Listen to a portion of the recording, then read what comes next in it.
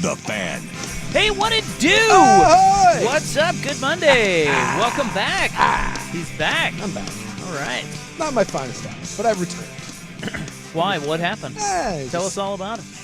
You ever have a meltdown? It's safe here. Yeah, you ever just kind of like pushed to the brink and then like nothing's going right, and then I didn't handle things well. It's like one of those. All we know is we had a leak, perhaps. Yeah, a plumbing issue. Shout out A&E, by the way. They were fantastic. But, like, nothing was going right, and my gal had people coming into town, and I was supposed to be leaving town, so you're kind of in a time crunch, and so you're trying to get stuff done, and the only thing I will tell you is that, like, if you've ever dealt with drywall before, like, sheets of drywall are now joined with, like, little plastic, like, joiners. Homes that were built in the 70s are not joined with plastic. They're joined with sheet metal. And when you have leaky water and sheet metal, and then you reach in to pull it out, sheet metal and skin, as you can see here, it doesn't go well. Oh, your wrist. You're missing a wrist. Sheet metal and skin don't end well. And then my doctor, he was out of town. And so then you get to deal with urgent care. And I don't know if you've been to urgent care before, but that's fun. And urgent care on a Friday, apparently a lot of people need urgent care. And a wiser man than me once said that urgent care is a group of people in no particular hurry to not give an S about how you're doing. They're actually losers. And I may have had a bit of a just meltdown. So I'm back. Did you melt down on the urgent care people? No, that was a kind of that's good. It's kind of a home meltdown sort of situation. It wasn't my finest hour, but I'm back. I'm back. We've recovered. All right, welcome back. We're back. We're live. We're hot. Right. We're live. We're hot. We're on.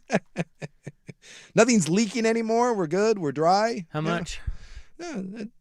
It's just we're good. We're good. We're good. How much was it? Everything's great. What Was are you talking about? No, we're doing great. Over or under? Great. Freaking doing great. Why does Doing this great. not work? I don't know. How about, you know what? USA! USA! There. See, I'm doing great. We're doing great. That's all I need right there. That's all I need. You know, I've been saying forever, I need some more national pride. I need something where we can all stop bitching at each other once in a while and just like have feel-good moments, and I'm jealous that other countries get to do it. And it wasn't everybody, but I feel like a lot of us got to kind of have that. A lot of us got to just kind of wrap ourselves up in that and just have a little USA moment. Let's good day go. Yesterday. Yeah, good day. Yes. It's a great day. Of course, I slept through it. Well, you know, it's early. It's early. But I'm sure you woke up and I woke up and saw the news. Yes. Then I didn't want that. What I wanted to do was wake up, not see the news, and go watch it. Yeah. But I didn't. Yes. The first thing that I just totally forgot that I was trying not to see it. Yeah. And then I saw it. Yeah. Like it's the first thing, it hits you over the head. So did you actually watch any of it? No. Or did you were like, whatever? Yeah, I just saw that they won. I'm like, okay, well, Did you that's see any of cool. the highlights and stuff? Well, yeah. Yeah. Of course. It was freaking awesome. Yeah. It was awesome. Yeah. Great day. Yes, it was. Great day to be an American. Well, again, we are now the Canadians' hockey daddies that's the only and hockey mommies. both. We dominated them in both. Like, what are they going to do now? Do you think they fold up? Do I don't think so. you think they come back? That's the only part of it, because I love the Great White North. I named my son after a Canadian hockey player. All my favorite players are Canadian, so I do not pile on to the Canadian thing. Like and Canada they're still the best in the world at that. They were better than us. That was a very New England Patriots, New York Giants. They're not better than us because we won the game. Canada was better. That was one of those. It wasn't fluky because the U.S. has done such a great job of building USA hockey, and we have better players and we're competitive. And the last handful of times we played the Canadians, it has been very close. But in that game, if you played that exact game 10 times, that score is probably 5-2. Like there was something was like, there was an angel in the outfield sort of moment where the ghost possibly of Johnny Hockey was just in the net, not letting things go in. I mean, for 2 periods, they dominated us. And for whatever reason, again, it was Giants, Patriots. Like the Patriots were the best team. They were better than the Giants. But on that particular night, the Giants were the best team in the world. And on that particular morning, I guess it wasn't morning in Italy, the U.S. found a way to be the best hockey team in the world. And that made it even cooler. I mean, I don't know which would be better, if we were really the best hockey team in the world and we just, like, without a doubt, or one of those where it had a little, it wasn't the Miracle on Ice because that was the greatest upset. This was an upset, but it wasn't, the gap between us and the Canadians isn't, between us and the Russians back in the 80s. That gap was the Grand Canyon. This is more just, it's a decent sized river.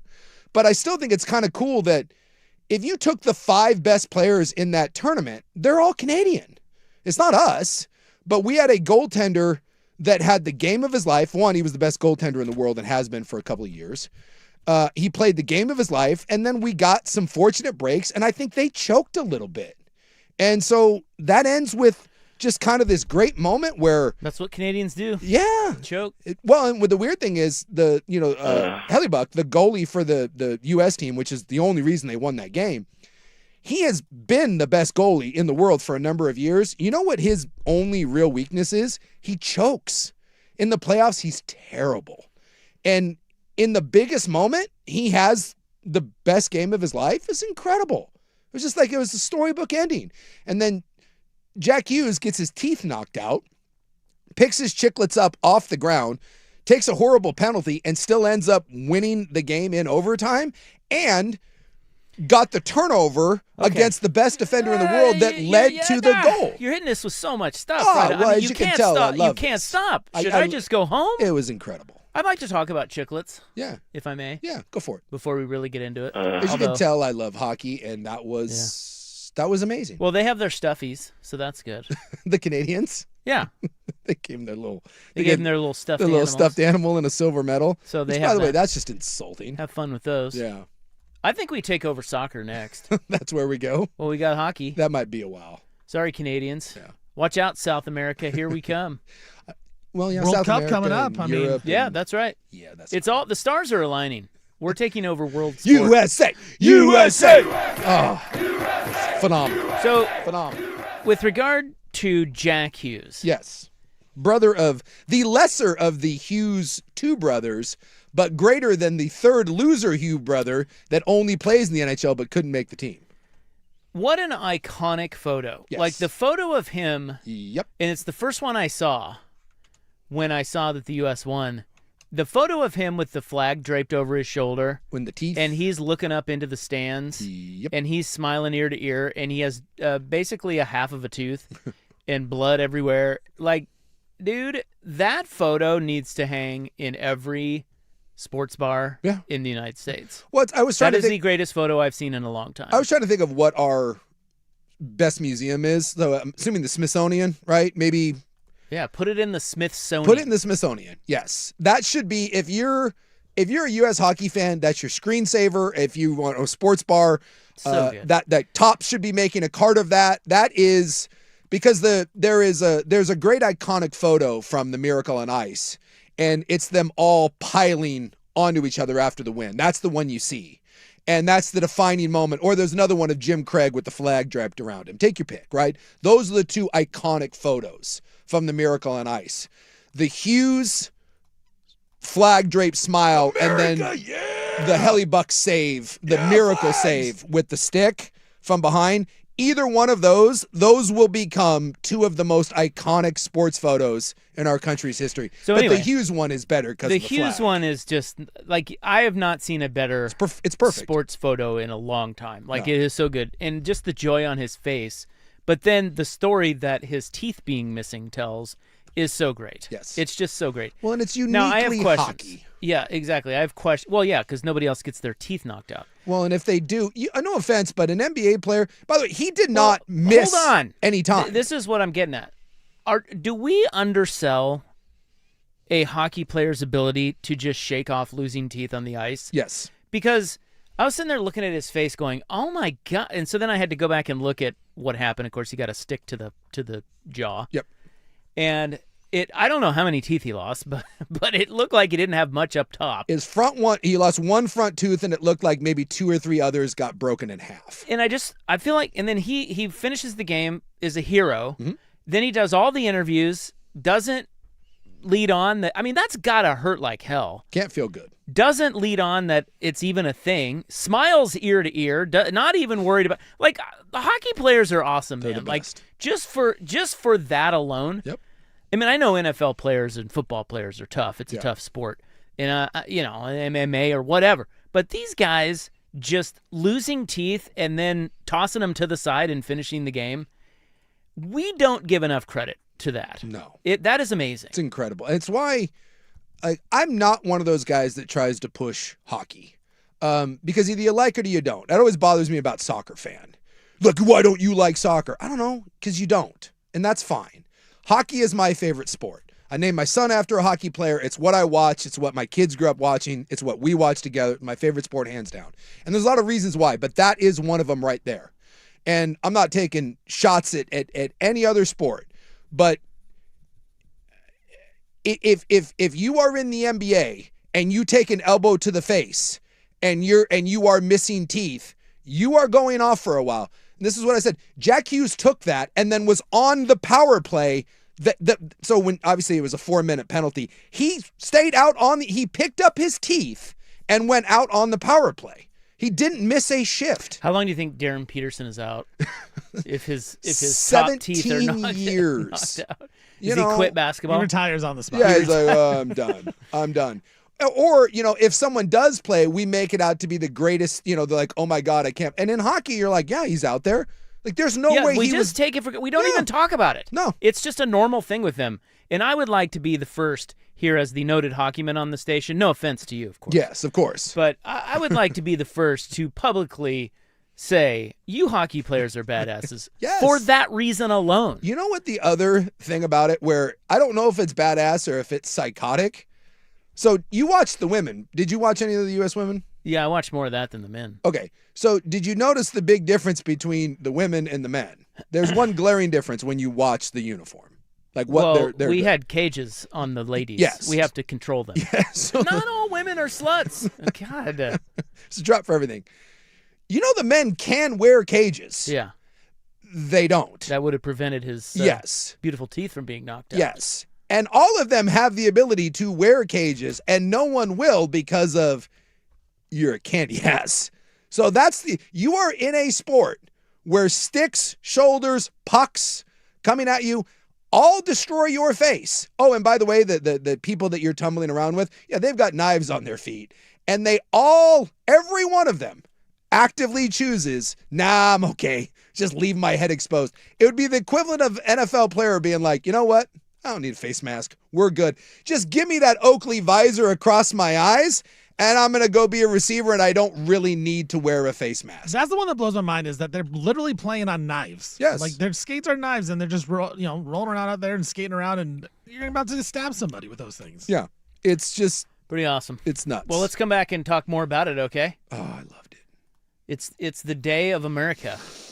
It felt good, and I know some people are trying to piss all over it, and Well, why would that be? well, because it's Who are we listening to now? Who are you talking about? well, there's some players on the team that are embracing the administration. The administration's embracing the team. Oh, God! And if that happens, then God forbid for 1 minute we can just enjoy something as a country and come around. And by the way, the Hughes brothers are like the most likable people, like in the history of hockey. That's a big deal. Thank you very much. And there was a moment at the end, I mentioned kind of like a hand of God, like being involved in this. There was a moment at the end of that game that if you didn't cry, then I don't know what to tell you. You got no freaking heart. All right, well, good to have you back. Good to be here on a Monday. Let's get it going. We'll do some more hot USA hockey talk coming up next on The Fan.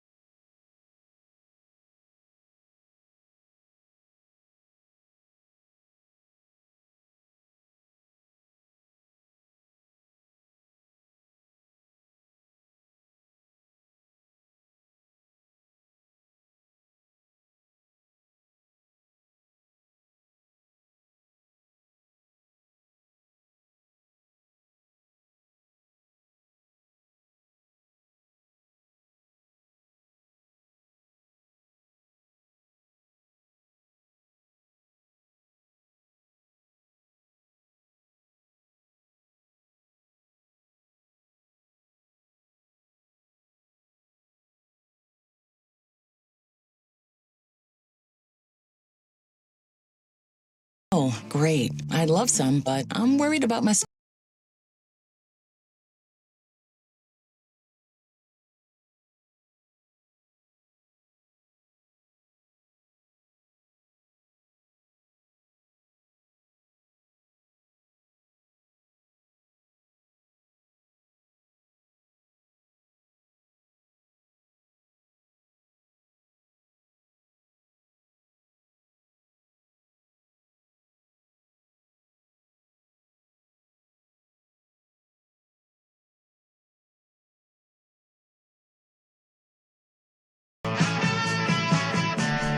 Well, can your plumbing guys fix our TV in here? I think that's more of an electrical issue, but you know.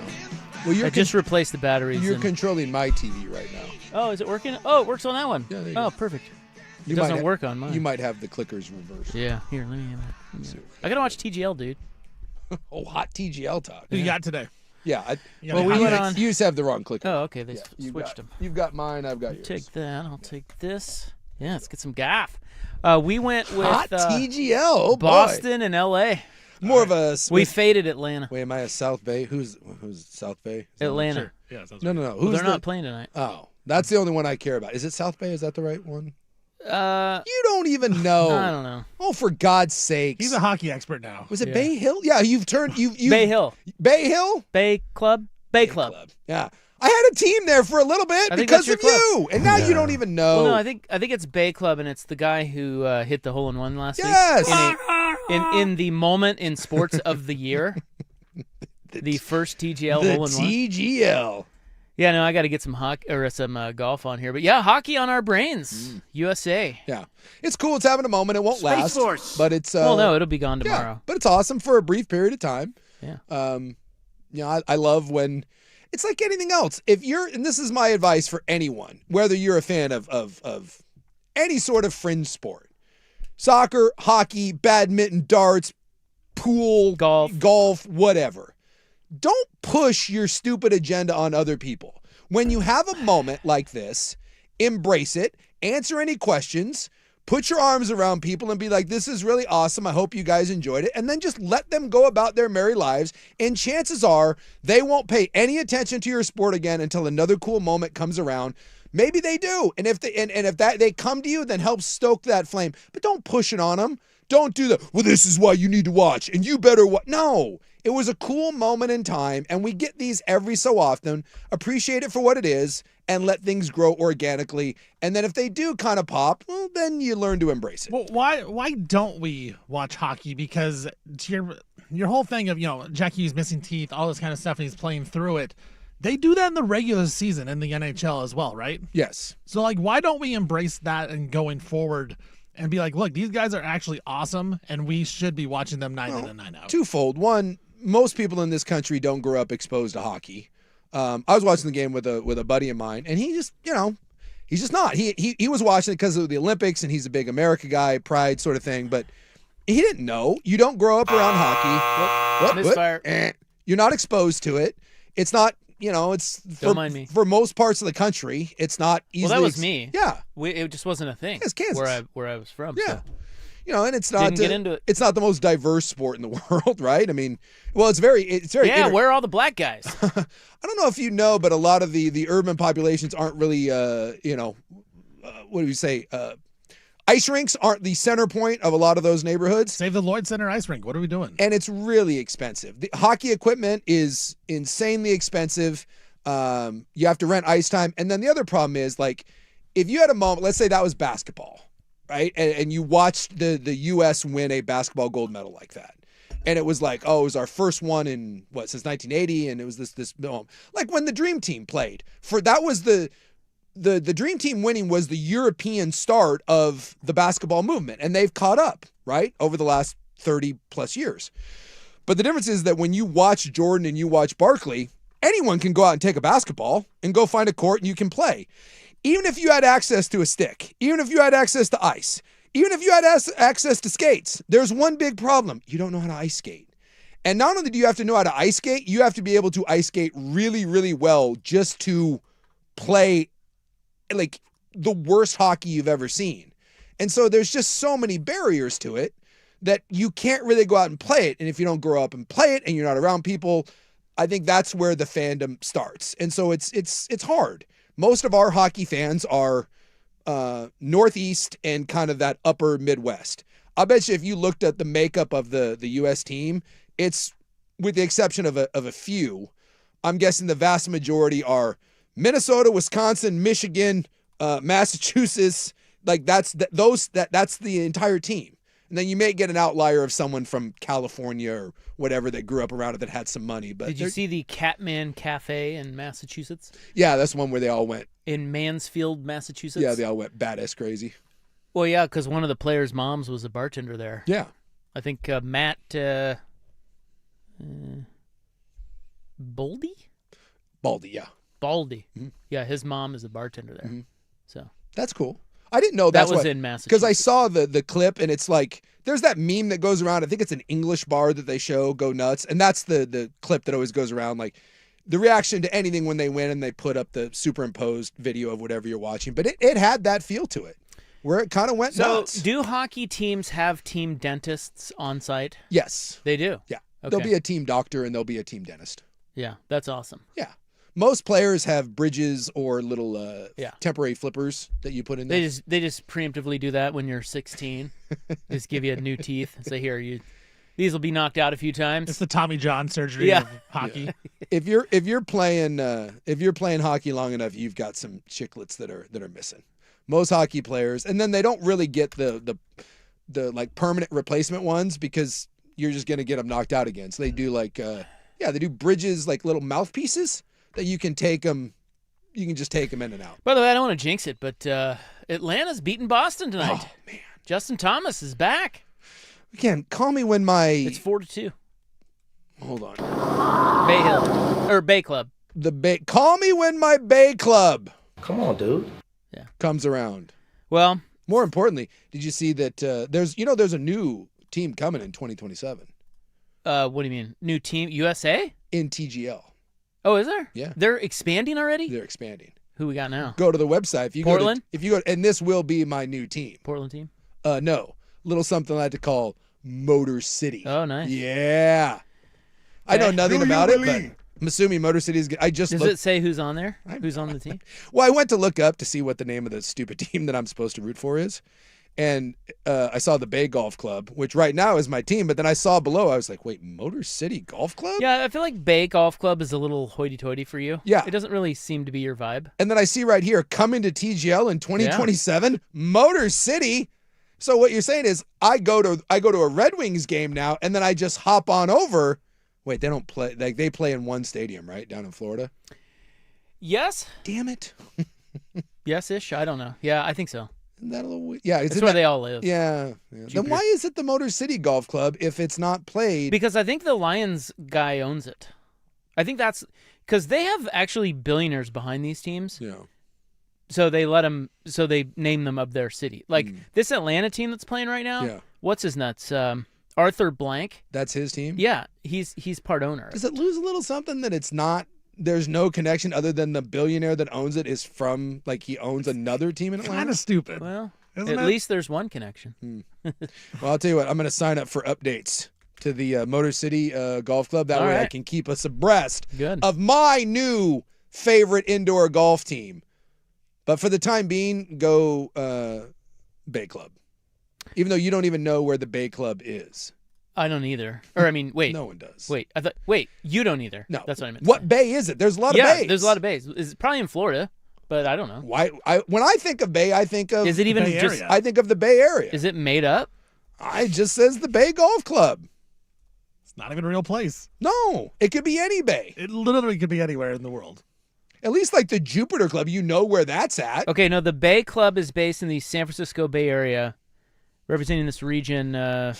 The team is backed by investors Steph Curry, Klay Thompson, and Andre Iguodala. Well, that's why it's the Bay. There you go. But now I got. But that's a little misleading. Like the Bay. Yeah, I don't know. It's just the Bay. I don't think of San Francisco, even though I probably should. When you say the Bay Golf Club, Yeah. I don't think of that. Lowercase just said there's a Bay Club right next to his apartment. So Maybe it's that. in Hillsborough. Yeah. Too many bays. That's it. You know what? Maybe it's that place. We don't know. I'm officially Nobody knows. I'm officially renouncing my fandom of the Bay Club. Good, you should.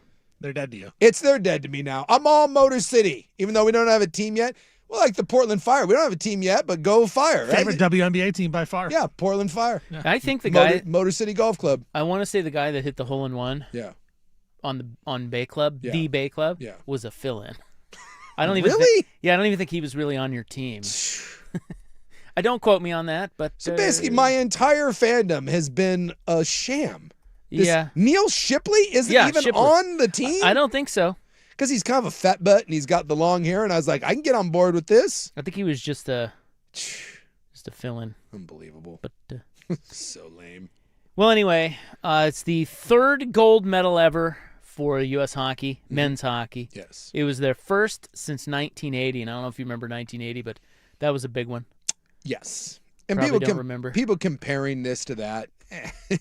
Well, look, if the Russians were out there, Not quite. you know. Well, they're not allowed to They'd be compete. dominating. They had something else going on. They got some other issues to deal with. What if they were in Milan?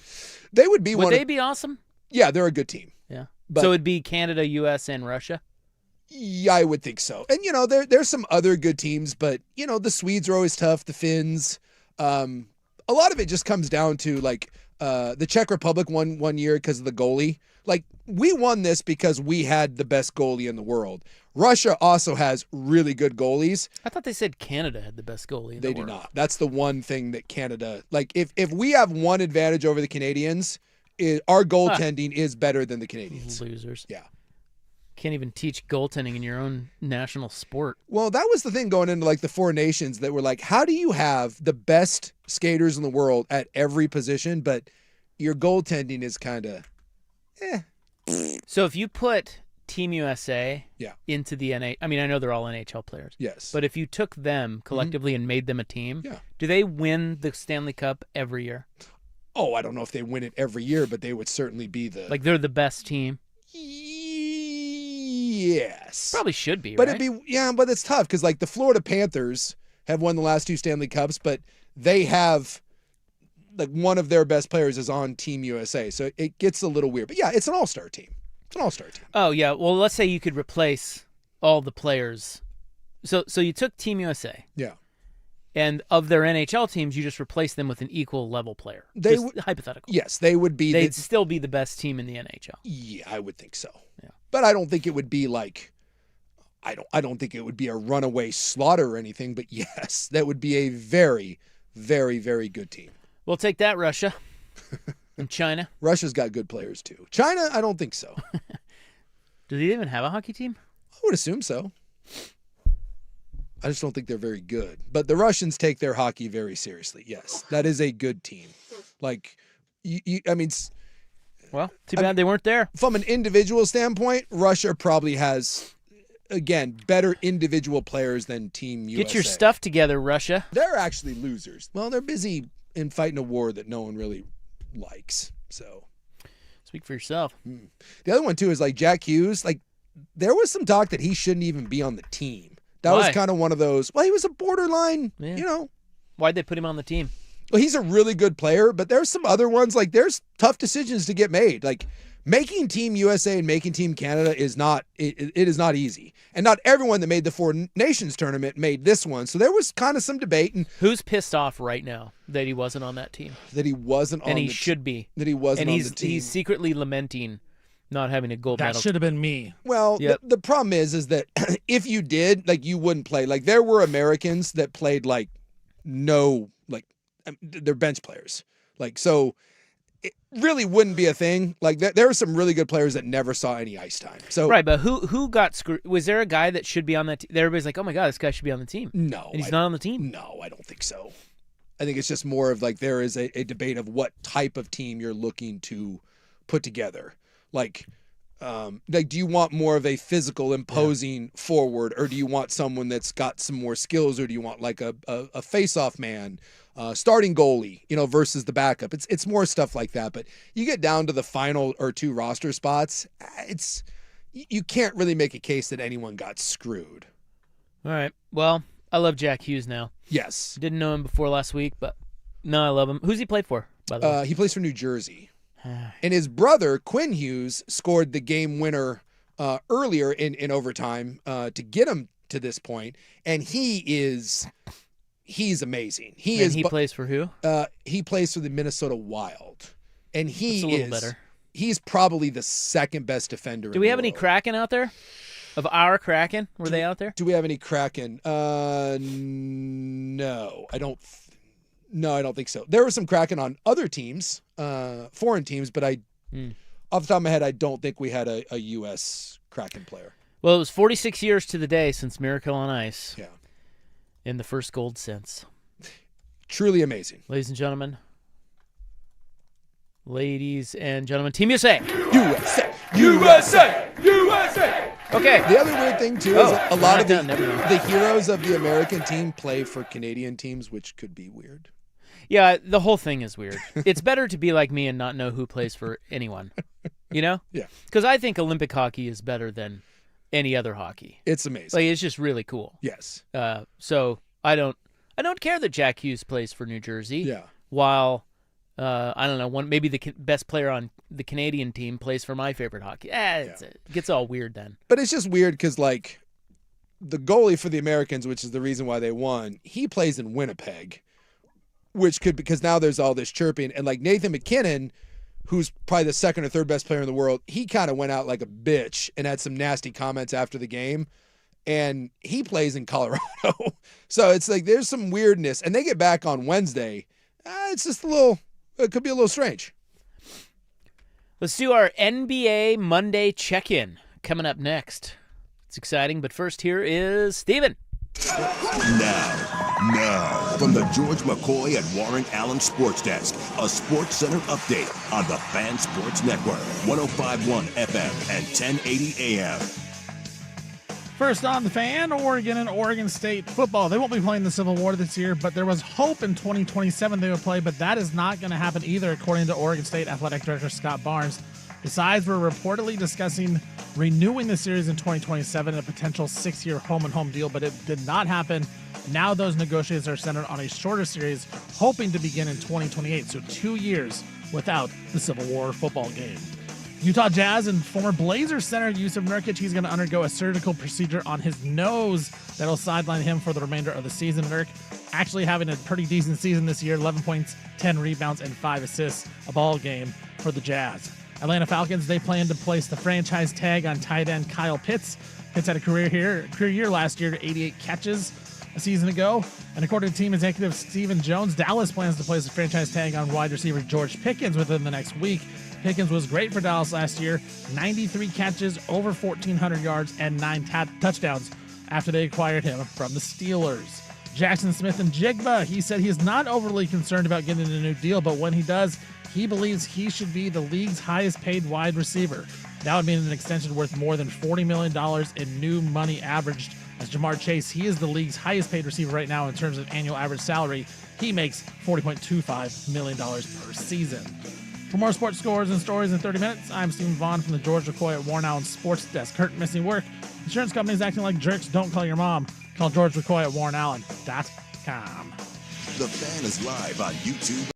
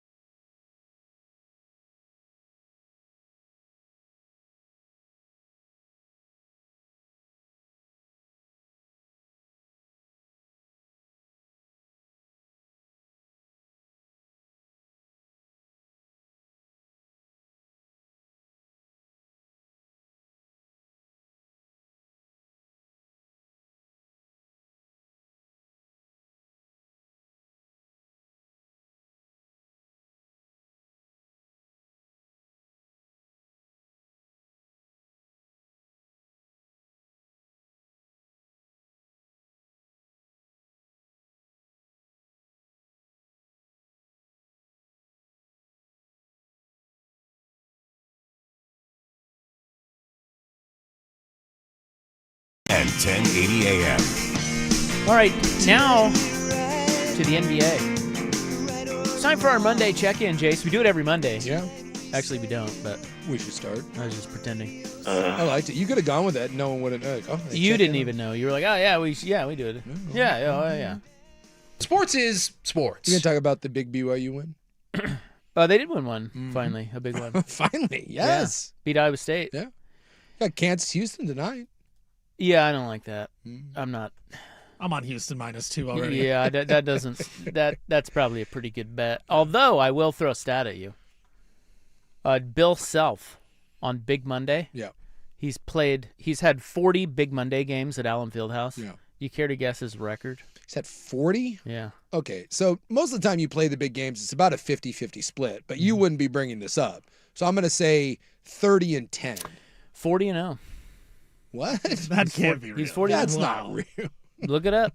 All He right, I has hate my never bet lost. Well, put your balls on the line then and throw a little cheddar on this. No. I love Houston Oh. in this game. But Bill Self coming off a loss at home on Big Monday, I wouldn't bet against him. Okay. But things are getting a little weird because they just lost to Cincinnati at home and Darren Whooped Peterson. by Cincinnati. Yeah, it was weird. Weird game. So the ass is hitting the fan with Peterson. Although and now, supposedly he's having some pushback and is about Yeah. trying to do I'm going to prove that Yeah. I'm the guy. well, let's So- prove it then. Tonight would be a good night to do that, now Yes. wouldn't it? Yes, it would. Yeah, so the narrative on that is getting a little out of hand, making me sort of root for him now. A little bit, yeah. Because it's just, again, this stuff with him has been going on all season, but it only hit the national scope when he sat out with the Arizona game with the flu. Yeah. And now it's the narrative has flipped to he's the worst. And they had this picture of the team huddling, the four players on the court, not named Darren Peterson, huddling around the free throw line, and then him out near half court. And like people like Danny Canal, all these people that are just, just looking for content. They're like, this says it all right here. It just so happens he was on the other end of the court just talking to the official. But, Yes. Anyway, so that narrative's gotten a little wild. So I'm rooting hard for my Jayhawks tonight. I don't feel great about it because I really respect Houston, but we'll see. Your Cougs beat Iowa State. That's their first real win of the year, and Dabansa was Yeah, they look good. amazing. Iowa State's good team. Top. I think they were 6th. And so you guys actually have a decent win. Congrats. Welcome. First one of the year. Every time we played someone good, we get bitch slapped. So, Now, your Blazers made a definitive step toward the coveted 7 seed in the play-in tournament by beating the Suns. Now, did I miss it, or was Stephen Vaughn starting for the Phoenix Suns? Because I knew no one on that. Like, there's teams that don't have anyone, and then there was the Phoenix Suns. Like, can we? You did not miss it. Your eyes do not deceive. For the record, I did not play for the Suns, but I could have. I wasn't certain. Yeah, so let's see who they rolled out. So Booker is out, and then Dylan Brooks is now hurt. Yes. So they have no offense. And they had like 2 other people. Their starting lineup was Royce O'Neal, Ryan Dunn, Mark Williams, Colin Gillespie, Yeah. and Jalen Green. There you go. They scored 77 points. So no offense to like the Blazer fan that was like, and people were like, well, great bounce back after losing by 50 to After giving up 150 to the Nuggets. Yeah, we're like, well, they solved that. Did they solve it, or did they play the Phoenix Suns G League team? Let's not act like the Blazers lit it up offensively either. Well, Suns shot like 32%. I scored think you need to 77 give the points. Blazers a little credit. No, I won't. 157 points to 77 points. Yeah. In back-to-back. You want to talk about defensive improvement? That's why they brought in Tiago Splitter coached him up. You Right know there. that. Is it possible that Ryan Dunn's 1 for 9 night had nothing to do with the Blazers and more to do with him being Ryan Dunn? Well, you clearly didn't watch because when I was watching, Ryan Dunn was being suffocated along the three-point line. Does anyone know who? Am I the only one who has no idea who Ryan Dunn is? I thought Ryan Dunn he was like a jackass. He was a jackass. Yeah, that's the guy that died on Jackass. Well, apparently He's in the NBA now? He's in the NBA. Yeah, they kind of string him around out there. Yeah. Well, in bad news for your Blazers, whose defense now cannot be stopped, Denny Avdia's hurt again. Yeah. So he left like right out. Yeah, I saw him at the half. He was out there shooting some threes, and that was Come on, dude. that was it. He couldn't his go. back is flaring up. Yeah. Now, did he had a car accident? Is that a true story that he? I believe so. I think he had a bit of a. He had a car accident. Yeah, he had a fender bender. And then the next day is when he hurt his back. Yes. And they're trying to tie the two together, and his back has not been the same Yeah, since. I don't know exactly what they would never tell you. But the back now, this is the third game that he's, after sitting out a stretch, this is the third game that he's had to leave, if I'm not mistaken, in the middle of it because he's got a back. So it sounds like this is going to be something, and I think they even mentioned this maybe a week or two ago. They kind of alluded to the fact that this is something he's going to have to deal with the rest of the year. Backs usually don't magically get better. We don't know exactly what's going on with it, but if you've got a lingering back issue, whether that's a nerve or a disc, that's something that may just have to, you just have to deal with. And it sucks for him because he's all power. Like, that's his whole game. And Well, his whole game is just running downhill and then throwing his body into people. And so when you have that bad back, you just can't do that. And so he just can't really be the best part of his game. Are you telling me the Blazers aren't going to get to the 7th seed in the play-in? Well, I think You wanna they be biting your will tongue. because there's no one. Well, one Phoenix else. is currently 7th. So Yeah, well, they just beat Phoenix. well, that's what I'm saying. Like I feel like they can get up there. The to that schedule's really easy. coveted spot. I wanted to look. Then they get to host the game, and you get to go. Right? Don't they host a game? That's at- true, Yeah. If they get the 8th seed, they could still host a game as well. They just have to lose. They the would have first to. Yeah. Their leading scorer on that Phoenix rolled out there was Jalen Green at 12 points per game. Well, he's their new leader. Just saying. Turns out that when you start a roster of guys whose your best player is 12, you put up 77. So here's how you get to 9th in a conference. Okay. Okay, talk to me. You have guys coming in and out of your lineup any given day. Yes. And you never know who's playing. And Portland has that. Check. Well, this is what I'm saying. Yes. Okay. You then you have a good enough coach and team chemistry that you can annihilate teams like the Suns who roll out nobody. Yes. But you aren't good at all to the point you lose by 57 to the better teams. Yeah.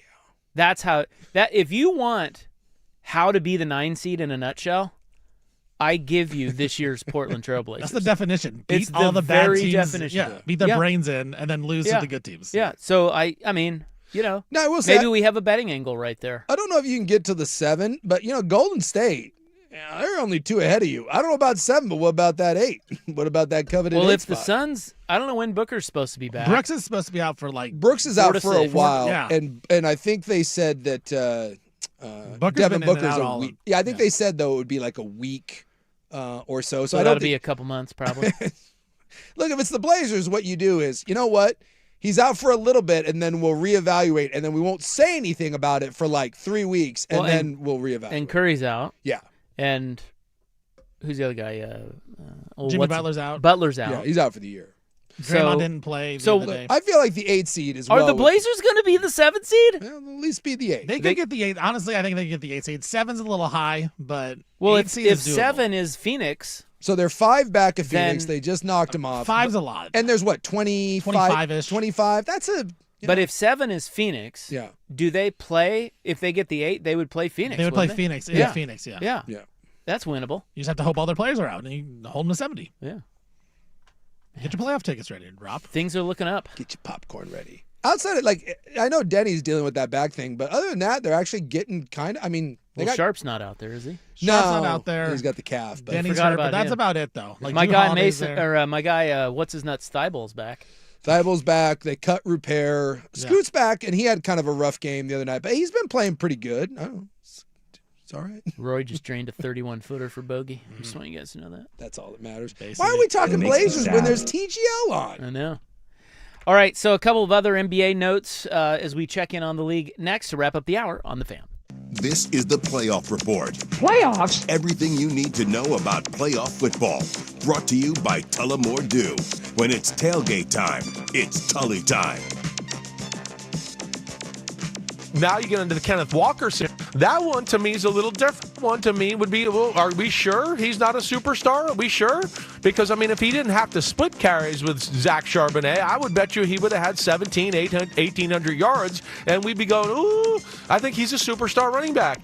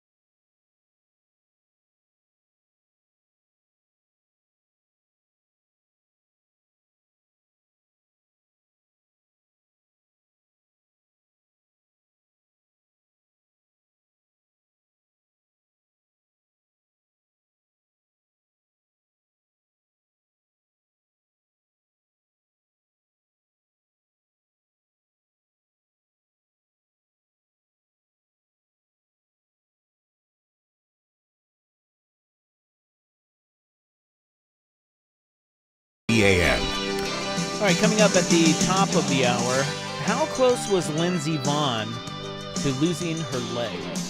Scary stuff. But we have 3 games in the NBA tonight. Utah is back out there, my Jazz. Unfortunately, I don't know if you guys have been following the plight of Yusuf Nurkic, former Blazers great. No, I have not been following the plight of one Yusuf Nurkic. Well, if you had asked me before today which team he played for, I would have said maybe Phoenix, but I have no idea. He's been traded like 18 times. He was in Phoenix, but yeah, he's not there anymore. So he's in Utah, and they have shut him down for the season, Chase. He is done. So they are shutting down another one. Well, and Markkanen's out, so Yeah. when does he get shut down? Because they already shut down Jaren Jackson Jr. Yeah, Triple J. Now they've shut down Nurkic. Keontae George, there's the star guard's been out forever. So He's basically been shut down. the one that blew me away is when I found out that Kevin Love He's on the Jazz. was on the Jazz. Yeah, he's still out there. I'll tell you They what. shut him down too? No, he's still out there. But that's the one. Like every now and then, I'll go to a Blazer game, or I'll go home and I'll flip it on, and you just are like, who? What? Kevin Love's on the Jazz. By the way, he looks like he should be on the Jazz, but it's an odd. Wait, what does that mean? It's an odd sight. It's an odd sight. Well, he's now kind of got. He looks like Mr. Fantastic from. He's very gray. He's gray, and he's kind of got a little stash going on, Yeah. and he's got the gray tips, and he's a white guy. Kind of looks like he belongs in Utah. Like if you walked into like a Mormon church and you saw that guy, you're like, well, that's a man of authority. Looks like a bishop out Looks there. like a fan favorite of the Jazz fans. Exactly. They're not going to call him boy. They're going to call him man, and they're going to love him. I watched the Elizabeth Smart documentary that is on Netflix now Oh, yeah, I forgot about her. over the weekend. That's been a while, huh? Yeah, boy, that's a wild tale. Oh, yeah. I didn't know a lot of the details of that. She was a Mormon, right? Yeah, that's what That was- that's what made me think Yeah. of it. It was in Salt Lake. She's almost 40. Yeah. She's got a family and stuff now, but she's in it, and she talks about, in rather gruesome detail, she talks about her experience, and boy, it is really How long was she gone for? about 9 months. 9 months? But what was wild about it? Look, I don't want to spoil anything for you, but like I just didn't know a lot of the. Well, I'm not going to watch it, so I don't. Oh, you won't watch No, it? Okay. I'm not going to watch that. Well, but it's not all about you. I mean, hopefully we have listeners out there that I don't want to spoil it for them, Jace. But I will tell you that I think the strangest thing about that was when the guy snatched her from her bed at night, right? Yeah. And her sister was in the room. Yeah. And her sister ultimately identified who it was. That's how they ended up catching He him. was a crazy-looking Manson mother effer. I remember that guy. Yeah, he's just a religious whack job. That, you know, Wasn't he doing work at the house or something? yeah, months prior. Okay. But anyway, he took her, and he only took her a little ways up into the hills above their house. Yeah, it was like right around. I remembered some of the Yeah. details of this. Yeah, it And was right they around would there. walk down into Salt Lake City. Oof. I mean, it's Yeah, because then he dressed her up like as a nun or kind of thing. yeah. Like He had her face covered in like religious garb, and Yeah, so what- nobody ever. I mean, actually, people did try to get her to take her face. Like, they were sitting in a library looking at maps. It's this creepo guy who raped her repeatedly, by the way. Yeah. And his accomplice, I guess it's his wife. I don't know. now, did they have a kid together? No, That I don't know. They didn't mention. I couldn't that. remember. Like I remember He was some supposed to take 7 kids, and Yeah. Elizabeth. God told him he was supposed to take 7, and Elizabeth was the first. He took her down into Salt Lake City. He was checking maps. They were in the library looking at maps, and a detective walks up to the 3 of them and says, "We just want to know. Could we see your faces? We just want to know if one of you is somebody we're looking for." and that's how they found And her. no, that's not how they found her. The guy said, "I'm sorry, that's against our religion. I can't allow that." And the detective pushed a little bit, but then ultimately went away. And Elizabeth Smart said, "I should have just, She was just too scared. Yeah, she was Brainwashed. scared. Yeah, because I know like when you're down there in Salt Lake and around Utah, you do see people that are dressed. I don't know, like they're just old timey. I can't say what people call them down there. I think it might be like a bad term. Well, Well, why don't you say it? I don't Come know. on, let's give it a It's shot. just- See what happens." There's a no. I'm not. Huh? There's just they dress. We almost got it. I know. I don't like You speak in Japanese. There's something that I heard them called a lot, and I'm not certain if it's. Well, tell me off the air. I'll tell you off the air. We'll, But they would dress kind of like Little House on the Prairie esque. yeah. Yeah, and so like you would see it, and at first it's a little weird because people would be like, "How could that happen?" But you do see not all the time, but you do see enough of that to where I can see where people would kind of look the other direction because it is a religious thing. And so it's kind of weird to, Well, anyway, poke fun. I didn't know much about the Elizabeth Smart story, but that is worth a watch if you're even remotely interested in that. Anyway, I think it's on Netflix. We've got Spurs Pistons tonight. Pretty good little ball game. Yeah. In Detroit. Yeah. So. Well, like I've seen more and more, you're getting people that are like, look, the NBA champion is going to come from like 5 teams, and these are 2 of them. We say 3. Well, I'm saying maybe people have expanded that list. Who are people? No. We have the list. We have the list. The NBA champion will come from Oklahoma City, San Antonio, or Denver. The NBA emailed us the list of champions. Yeah. I have heard It's other people, predetermined, yeah. not you, but Others. I have heard other people, NBA so-called experts, throw out Detroit and even throw out Boston. Not happening. Well, maybe. And there might be a chance that Tatum at some point this year tries to come back. And Boston's been really good without him. Jaylen Brown, I think right now, 5th right now, supposedly in the straw poll NBA MVP voting. He's been phenomenal. He sure has, Jace. So there you go. Hot NBA analysis for you guys. I will say that, what was I going to tell you? I don't know. A big NBA take. Fleeting. All right, well, anyway, I forgot it. Who cares? Coming up next, Lindsey Vonn's leg. Almost amputated. Ew. Yeah, we'll get to that when we return on The Fan.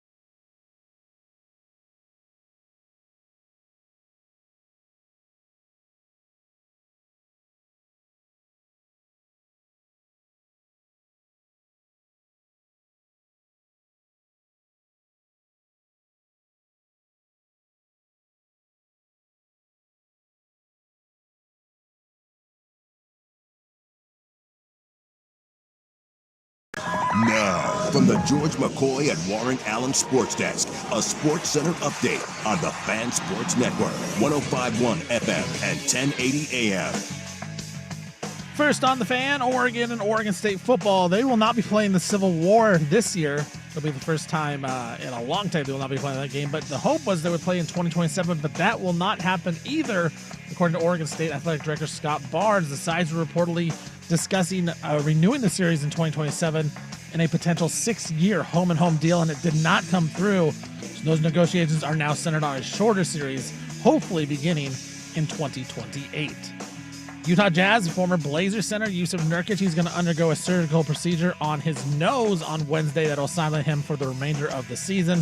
Nurk was actually having a pretty decent year, 11 points, 10 rebounds, 5 assists a game for Utah. Atlanta Falcons, they are planning to use their franchise tag on star tight end Kyle Pitts. Pitts had a career-high 88 catches last year for the Falcons, while the Dallas Cowboys, they are planning on using their franchise tag as well, according to team executive Stephen Jones. Cowboys plan on using it on wide receiver George Pickens within the next week. Pickens was great for Dallas after they acquired him from Pittsburgh. 93 catches, over 1,400 yards, and 9 touchdowns for Pickens. While the Seahawks, they got some decisions to make. Jackson Smith-Njigba said he's not overly concerned about getting a new deal, but when he does get that new deal, he believes he should be the league's highest paid wide receiver. That would mean an extension worth more than $40 million. Jamar Chase is the league's highest paid receiver in terms of annual average per year. At the moment, he's making $40.25 million a year. For more sports scores and stories in 30 minutes, I'm Stephen Vaughn from the George McCoy at Warren Allen Sports Desk. Hurt and missing work. Insurance companies acting like jerks. Don't call your mom. Call George McCoy at WarrenAllen.com. The home of dirt.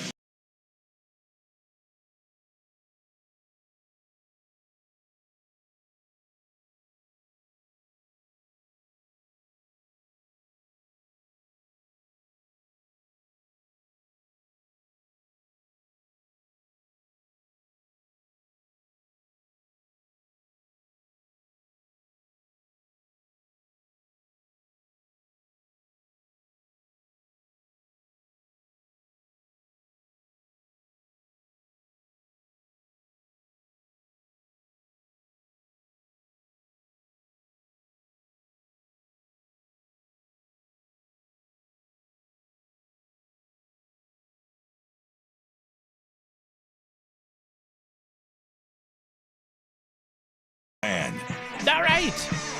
Welcome back. Hope you're having a nice little Monday. I mean that. Hello. It's Isaac and Suk. Are you raising your voice at me? Maybe. Not yet. Mick Cronin. By the way, did you see Mick Cronin apologized to the kid that he kicked out? I don't think he apologized to the reporter, though, did he? No. They're scum reporters. Yeah. But he did apologize to the kid. Yes. That he kicked out his own kid off of his own bench. And then when he went and he said he saw the replay and he was like, yeah, that wasn't bad. Yeah, that wasn't as bad as it was from my vantage point at the time. So I said, I'm sorry. Yeah. And, I still say Mick Cronin, top 5 douche going right now in the sports world. For sure. And that's saying something because it's a prestigious list.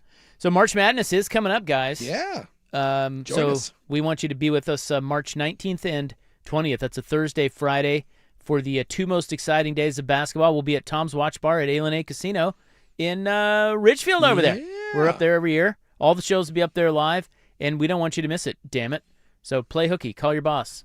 Or just tell them you have a cough. Yeah, no one's working up there. It's or something. I think everyone understands that those first couple days, no one's doing anything productive at work. Yeah, it's an understanding. Yeah, get on out there. I'm calling in sick and I'm gonna show up. So what's that? Dusty, I got a cough on that day. I got to go up there. Dude, that would be the greatest thing in the world if Vaughn calls in sick. We get like lowercase to fill in, and then Stevie just shows up. He's like, "Hey, everybody! I gotta get some bets down. I mean, come on." That's true. You don't have to feel great in order to bet. You show up with a little mask, and you pull Elizabeth Smart, put a little like doily over your head, and you're like, "Wait, is that guy making bets? Is that Stephen Vaughn?" Stephen Vaughn? He's like, "No, no. Dave Vaughn. It's I'm his brother." Well, an uncle named Dave. I'm interested. It's brought to you by Alien A and Window Nation, March 19th and 20th at Alien A. We're going to be up there partying, so get your ass on up there. Yeah. All right, where were we? Lindsey Vonn had a 5th surgery on her leg. Yeah. They are now saying she is actually out of the hospital. And I think she's back in the States. She had to have, I think, at least 4 of them there. before she could even fly, and it turns out she damn near lost her leg. Which is crazy. Yeah.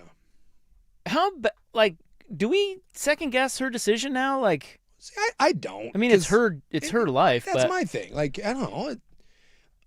Come on, dude. I'd say this about like boxers. Like at some point it gets sad when you're out there and you know, but as long as you're physically able to do it, who the hell am I to tell you what you should or shouldn't do?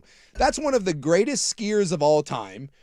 You're 41. She's trying to make a comeback. Hey man, do you, boo? But she knew going in. I mean, she already had one of the most injury-riddled careers ever. She has one bionic leg on the other side. She got like, I think, metal in both parts of her upper and lower leg, if I'm not mistaken. And she tore her ACL, like a week before the Olympics? And she's like, well, I'm going to do it anyway. So, here you go. You know the risks. Like when you get into a NASCAR, you got to get into a bowl or get on top of a bowl. There's lots of dangerous sports. And so if you're an alpine skier, which has got to be one of the 3 or 4 most dangerous sports, you know good and damn well when you decide to scoot down a hill at 85 miles an hour on a couple of twigs, you're putting your life on the line. Yeah, I guess that's just it. It's like, it doesn't really even matter any of her past injuries or even the ACL. Yeah. Anytime you do that, at any given time, you could die. Yeah. Or you could shatter your leg into small bits and pieces. Yeah. Or worse, there's people that end up permanently disabled from having their head whack against the ground. So, but I guess the thing with this injury is that it may not have had anything to do with like the ACL injury. Yeah, we'll never know. You know what I mean? Yeah. Because she broke her leg in 8 million pieces. That has, I don't know how much that has to do with the ACL. Yeah, she says it had nothing to do with it. I've seen other online doctor types that say, when you're dealing with that, you can't press off the way you want to, and maybe that could have affected her balance. Like, we'll never know. But Lindsey Vonn has said, and I'm going to take Lindsey Vonn's word for it, it had nothing to do with it. She screwed up. She made a mistake. And, she caught that gate coming off that jump, and thanks for coming. So I guess she had 5 surgeries, shattered her ankle, and she said she got, I think it was compartment syndrome, where there's so much swelling in the leg that the blood it fills everything and it starts crushing your leg and you have to amputate it. So she said that her personal surgeon was there because of the ACL injury, and he's the guy that was like, oh my God. And you literally slice open your leg like a fillet, like you're gutting a fish, and that's what releases the pressure. And she said that's what saved her leg. Yikes. Well, they're also... She ain't skiing again. We talked about this on Friday. Oh, you think? No. But she was old anyway. Yeah, this was it. But apparently the ski community is all up in arms because her ski did not, spring. It didn't give. And so they're worried about... Didn't give. Well, you know how skis are supposed to... I forget the name. What's the term? Like peel off? Yeah, like they're come off the boot? They're supposed to break. Oh, yeah, okay. Like break off. Oh. You know how you lock them in and then that unlock when you crash. Hers didn't. No, when she crashed, the photo is kind of creepy because she's laying there and both skis are still attached to her feetsies. Yeah, and that's not supposed to happen. I didn't know. I don't. So the ski community is all up in arms about safety issues now with that. What? Because that's as hard as you. Well, I mean, that's as hard as you can go down that ski. Hell, I've gone down. I skied. You ever ski? No, I'm not skiing. And the ski always comes off. Well, when you crash? Wouldn't Lindsey Vonn have the best equipment in the world? You'd think, but it didn't. It didn't. God, what is that term? What is that term? Ski come off? Ski come off? No, I don't think that's it. It's the ski off. I don't know. I would assume that when release. You fall, it doesn't release. God. I would assume that when you fall at 70 miles an hour, your ski does come off, but I don't know. Words are hard. They're supposed to. Yeah. But that one didn't. All I know is anytime I watch any of those alpine sports, look, I played football and I know football players get hurt and there's a toughness factor to it. When I watch anyone doing any of those skiing, snowboarding events, I just think to myself, you are effing crazy. Like the stuff they do. Like you are on a razor thin edge going 80 miles an hour on a sheet of ice. What is it? The freestyle? Those people are 50 to 60 feet up in the air. And I watch some of them miss the landings and just... that stuff is just, it's a foreign concept to me, how you can do that and not poop your little Swiss skiing shorts. Okay. Now we're being called lunkheads here. Why is that? Well, because we don't know the name of the ski Yeah, they say release it's called thing? a binding. I know it's called a binding. Why would I know? I was that looking it's for the called a term. binding. Well, I think everybody knows that, but Well, I think I was looking for the term of when it releases from the binding, and I figured it out. But he said they're adjustable tension, and professional racers have them cranked all the way down so they don't prematurely release. Again, I get all that. It's just that I've read. I'm a reader, and I read they are looking into her into that for safety reasons that it should have released. Well, I don't appreciate being called a Yeah. lunkhead because I don't know what Yeah. a binding is on a ski boot because I've never skied. I will say that I bike and clip-in pedals are like that. You can have a setting on your pedal to where it's quite easy to pop your foot out, and others like real competitors, those suckers are wedged in there. And that would be the same sort of thing. I'm guessing the more competitive you are, the tighter you have that because you're not, Well, you don't want it to come off. you don't want it to come off. So there's another one that says, this is the fan text line, of course. I'm an anesthesiologist at a trauma hospital. I have no doubt that Lindsey Vohn's surgeon is excellent, but this narrative that if he hadn't been there, she would have lost her leg is laughable and more than a little insulting to the Italian medical system, which has plenty of world-class physicians. Yeah. Yeah, in your Let's get face. some competitive nature. Is it possible that Lindsey Vohn's just like shouting out her own doctor? New Olympic sport, medical trauma surgeon. I like it. Let's go. See who wins the gold. Settle this once and for all. Well, according to Lindsey Vonn, it's only this doctor. And also, I'm not going to criticize Lindsey Vonn for praising her doctor because she damn near lost her leg. Listen, I just want to point out she was too much for Tiger Woods. So I just like you to remember that. A little wild. and She's a crazy. lot. Yeah. She's a lot. Well, I'm guessing if that's what you do for S's and giggles, like that's what gets your blood pumping, no offense, but you ain't packing anything that's bringing an adrenaline rush to Lindsey Vonn. Tiger's mundane to that. Yeah. Tiger's like, I like Perkins waitresses and Sunday afternoon strolls. And Lindsey Vohn's like, I need something a little more adrenaline. One he says where I could die at any moment. The Perkins waitress, a little less extreme. I would think so. She just likes a nice glass of rosé. Simple. Same medical impact, though. You have to go to the doctor afterwards. That's right. Break something. I watched one of the U.S., I think it was a U.S. skier. She broke her ski pole. And that was kind of heartbreaking. She was, or maybe it was a Swedish gal. She was in the middle of like a great run and her pole just snapped in half. And then she couldn't keep her balance after. Lawsuit. Sue the pole guy. I'm guessing those are, again, very expensive poles. I assume that anytime you're in the Olympics, you're using equipment that's very, very, very, very nice. And I'm not going to question the equipment, especially since I've never skied. All right. Well, the people are asking for more Stockwatch, and by God, they're going to get it. They demand it. It's Monday. Stockwatch is next on The Fan.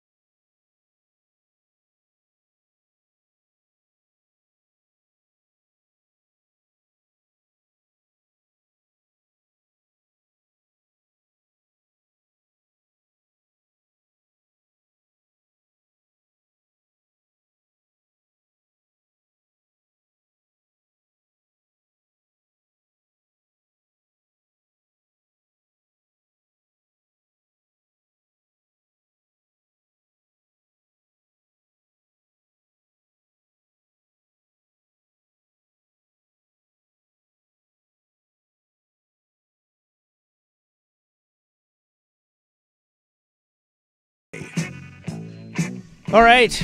The people have demanded more Stockwatch, particularly with new producer Stephen Vaughn, who is a Stockwatch wizard, they're calling him. Adept, skilled Stockwatchman. So, all right. Here you go, Stephen. Oh, yeah. All you, buddy. Let's do this thing. All right. So, Oregon and Oregon State, college football, right around the corner here. They won't be playing the Civil War this year. We knew that. It's the first time since 1944 that they won't be playing this game. And Oregon State Athletic Director Scott Barnes said they won't play in 2027 either, as I discussed the renewed series, but they couldn't come to negotiations. And then they're hoping to get it back for 2028, but that'll be 2 years without the Civil War. Now, I understand why the Ducks would want to play this game, even a road game against the Beavs, less travel, less of a cost to go across the easy opponent. You're probably going to get the win. I don't understand it why the Beavs want to play this game. They're just going to get their doors blown in by the Ducks every single season. Buy or sell, guys. The Civil War football game should just go away as the two schools are in completely different situations. I see both sides of this. I really do. And to me, it's up to Oregon State. I would like to see it keep going on. Because, yes, it is two very different programs. And it does feel like this will be a one-sided affair going forward. But funky things can happen in rivalries. And just from a historic standpoint, I would like to see it.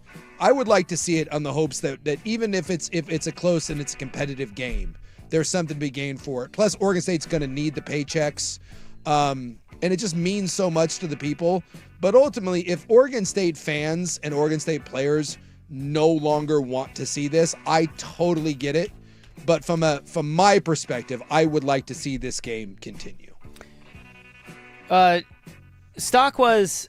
Buy or sell, the Civil War game should go away. Yes, I buy that wholeheartedly. It should go away. And the reason it should go away is because Oregon State should not play them.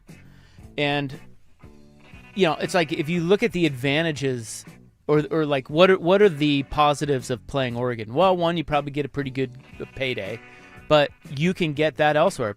Bring another really good program into Corvallis that's interesting for your fans to watch. I just think you should give them the middle finger. It's not their fault, but they're a big reason why you are where you are. Screw them. Well, I don't think there's an advantage to playing them, at all. I just see downside because Oregon State needs all the wins they can to boost up their rating. If they're going to compete for the CFP, you can't be having 40-point losses to Oregon and be deemed somewhat realistic. They're down right now. I think sometimes we get a little bit too much recency bias and say things can change. It definitely can change. Just a couple of years ago, they beat them. Yeah. So that wouldn't be as big of a factor for me. It's more the fact that I'm not going to give you the satisfaction of playing this rivalry game because you left us in the dust. Yeah. F you. We've moved on. You didn't want to keep us in your league and you thought you were better than us and went to the Big Ten. Fine. But we're not just going to play you just for the hell of it. I also don't just like because your fans want it. The game's in September? That feels a little different too. I just don't like the whole feeling of it. There's a bad juju around. It's changed and it's time to let it go. Just remember though, as you stated, it doesn't always have to be this way. Oregon may not be on top forever. Oregon State may never, Oregon State can rise up. Oregon State plays at the same level Boise State plays at now. And they should have more advantages than Boise State. And 2 years ago, Boise State in Autzen should have beat Oregon when Oregon was again a title contending team, quote unquote. So just be careful. That's all I'm saying with the recency bias. But I get where you're coming from. All right. Well, we just had a bunch of American spirit with the U.S. men's hockey team and women's hockey team as well, winning the gold medal. We now look forward in 11 days. The World Baseball Classic is going to start in 11 days. And the rosters are actually pretty loaded, guys. For these countries, they're pretty loaded, even America. Remember the drama that unfolded, Shohei versus Mike Trout. Yeah, that was the last one. That was the last one. Yeah. So with all the Winter Olympics wrapped up, the excitement we saw, the buy or sell, the World Baseball Classic will be even more exciting than the Olympic hockey tournaments we just had. that'd be really hard. I'm going to sell it. There was a real buildup with Olympic hockey because of the four nations, just that we saw last year. and U.S. and Canada and just even the political drama that we had, it's going to be really hard to duplicate that. It just will. Even though, we have some drama from the last World Baseball Classic, right? With Ohtani striking at Trout, and there was that whole thing. You need some buildup. You need some bad blood to get something quite like that. And in the Olympics and the gold medal there is different than the World Baseball Classic. So I think you can get some buzz. I think you get some juice, but I sell that you're going to be able to try to recreate that Olympic hockey moment. That's going to be really tough. I too would sell that. Olympic hockey, that was pretty special. Yeah. I don't know how. I don't know. I think there's something about, because Luke was talking earlier about the USA men's basketball team winning gold and how this was way better than that. And of course it was way better than that. I'm talking about the U.S. hockey team winning the gold. Sure. Because you're beating Canada at its own sport. Yeah. Like you're somewhat of an underdog there. Yes. Even though you have NHL players, whereas the NBA, when our best players play, they should win. Yeah. Although that's kind of changing now worldwide, but It's generally speaking. We in basketball are like Canada in hockey. That's the role. The Canadians when they play Olympic hockey, but is we like used when, to just dominate and in basketball. Yes, and so did the Canadians. But I'm just saying this was like, it was a big deal that we beat Canada. Yeah. Canada was slightly favored to win that, right? Yes. That's not like the basketball team only winning by 15 over, Spain or whomever. 100%. This, I don't know that we have this. I don't think we have as sports fans really the perspective on where the U.S. fits in all of this. You know what I mean? Like, should they dominate this? Probably not. Is Japan the team to beat?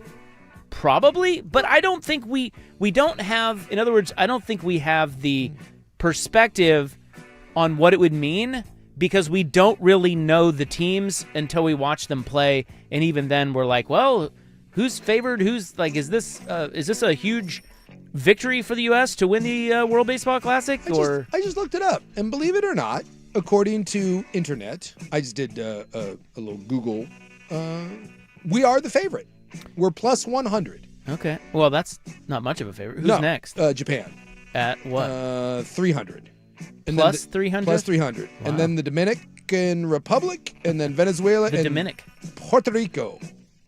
Yeah. So those are your favorites. Okay. But we are a slight favorite. But if the U.S. wins it, like, do we know collectively as sportsmen what that means, the way we knew that with the U.S. hockey team how big that was? That was our first U.S. hockey gold since 1980, and we all know how big that. So it was just so. It was so plain as day for us there. I don't know that it will be for the World Baseball Classic, which is why I sell your stock. Totally agree. So, sports. Here. No one more? Yes. All right, let's do it. The NFL. Come on. They're always changing rules in the NFL, and they may be getting closer to allowing replay officials to throw penalty flags after plays. So the League Competition Committee is discussing this week how they would allow official replays up in the booth, basically to throw a flag if there was a non-football penalty after the play. So, for example, during the Super Bowl, Stephon Diggs and Josh Jobe, they got into it, like in a fight, and Jobe threw a punch into Stephon Diggs' face. Should have been ejected, didn't get a flag. Everyone saw it on the internet. Everyone saw, the refs stink, blah, blah, blah. But in this case, if they change the rules, they'll be able to retroactively throw a flag, kick him out of the game, give the Patriots a penalty flag. Buy or sell. The NFL has actually done a really good job with rule changes, and I kind of trust the NFL when they change a rule. I think this would be a really good idea. Yeah, I will say yes. I think the NFL does the best job of any of the major sports in being adaptable, willing to try stuff, and it doesn't work. See, like the pass interference thing, getting away with it. And I know it's kind of convoluted, but yes, I buy this. I think the NFL does the competition committee, I think they do a pretty good job of listening to feedback and trying to come up with best practices. It's the hardest sport to officiate and govern, and I think they do a nice job. So I will buy that stock. Yeah, I kind of trust the NFL. I buy that too, although at first I'm like, it's weird to say that you trust the NFL, but I do trust the NFL in this situation. Well, they understand. They get the entertainment value, and like, I don't know, I feel like that makes sense. but I'd have to see it play out, see how it plays The out. argument would be it kind of opens Pandora's box again of being able to retroactively call penalties, going back, and more stoppages in the game, all that kind of stuff. Well, people are always worried about Pandora's box, but the reality is, look, if there's a call that was missed and they have the ability now to get that right and change it, make it right. Yeah. Like that is better. So the idea of Pandora's box of like, oh my God, there's all these calls. No, there won't. There'd be. I mean, how often will this happen? Yeah, I don't know. Not even once a game, based on the scenario exactly that he brought up. And how many of these are going to be? It feels like these are going to be egregious, and I think most of the time you want the egregious thing taken care of. It's one thing if you're going back and judgment calling, see pass interference. Exactly. But when something is egregious and we all see it and it can't be called, And they missed it. I think almost everyone is on board. Buzz down, baby. Yeah. When there's a brutal face mask, remember the Matthew Stafford face mask? That should get called. Someone should be able to buzz down and be like, no, dude, he grabbed his head and ripped it around. Yes, that's a penalty. So I'm looking at the U.S. World Baseball Classic roster. Yeah.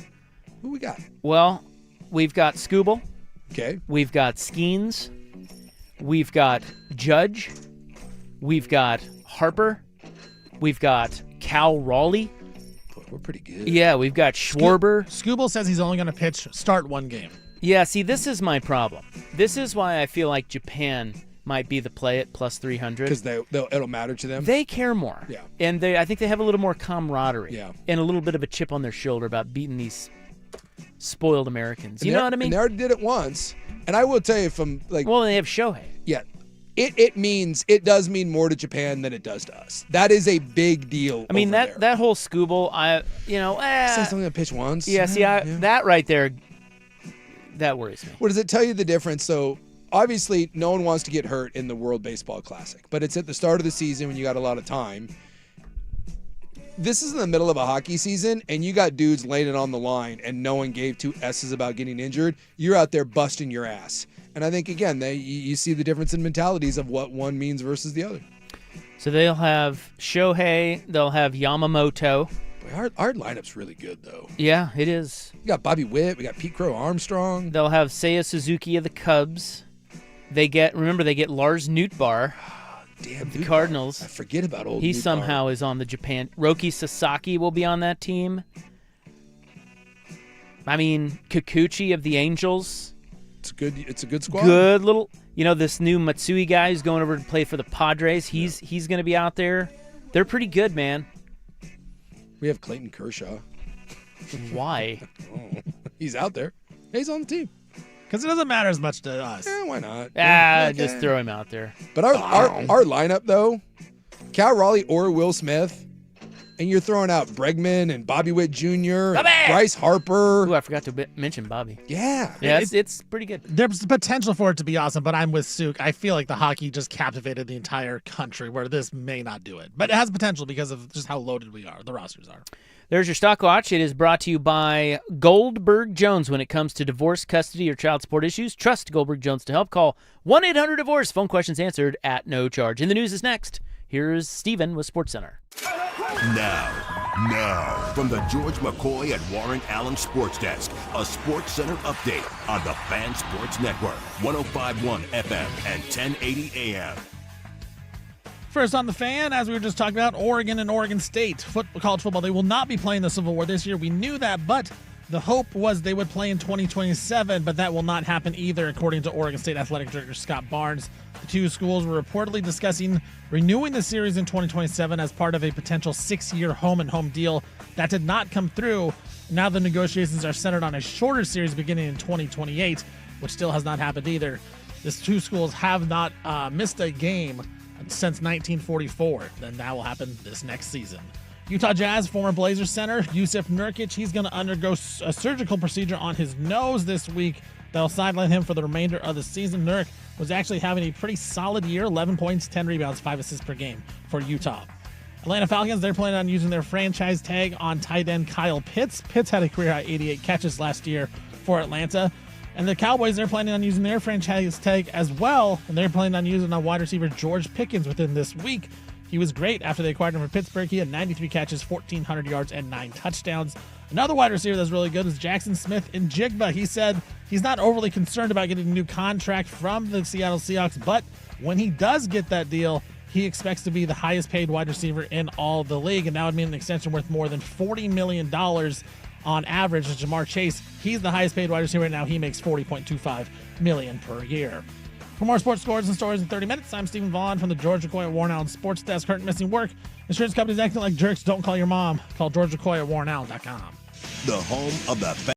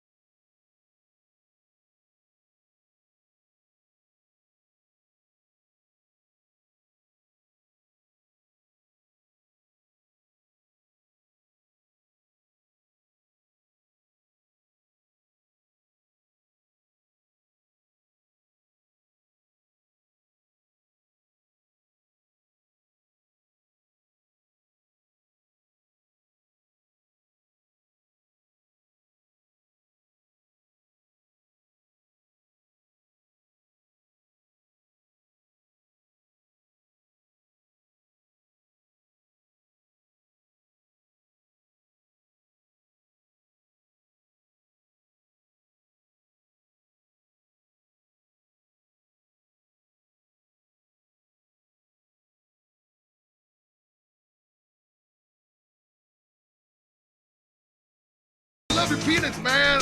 All right, welcome back. It is Feb 23, 2026. It is time now for In the News. I am your noted and humble newsman. Thank you. Thank you so much.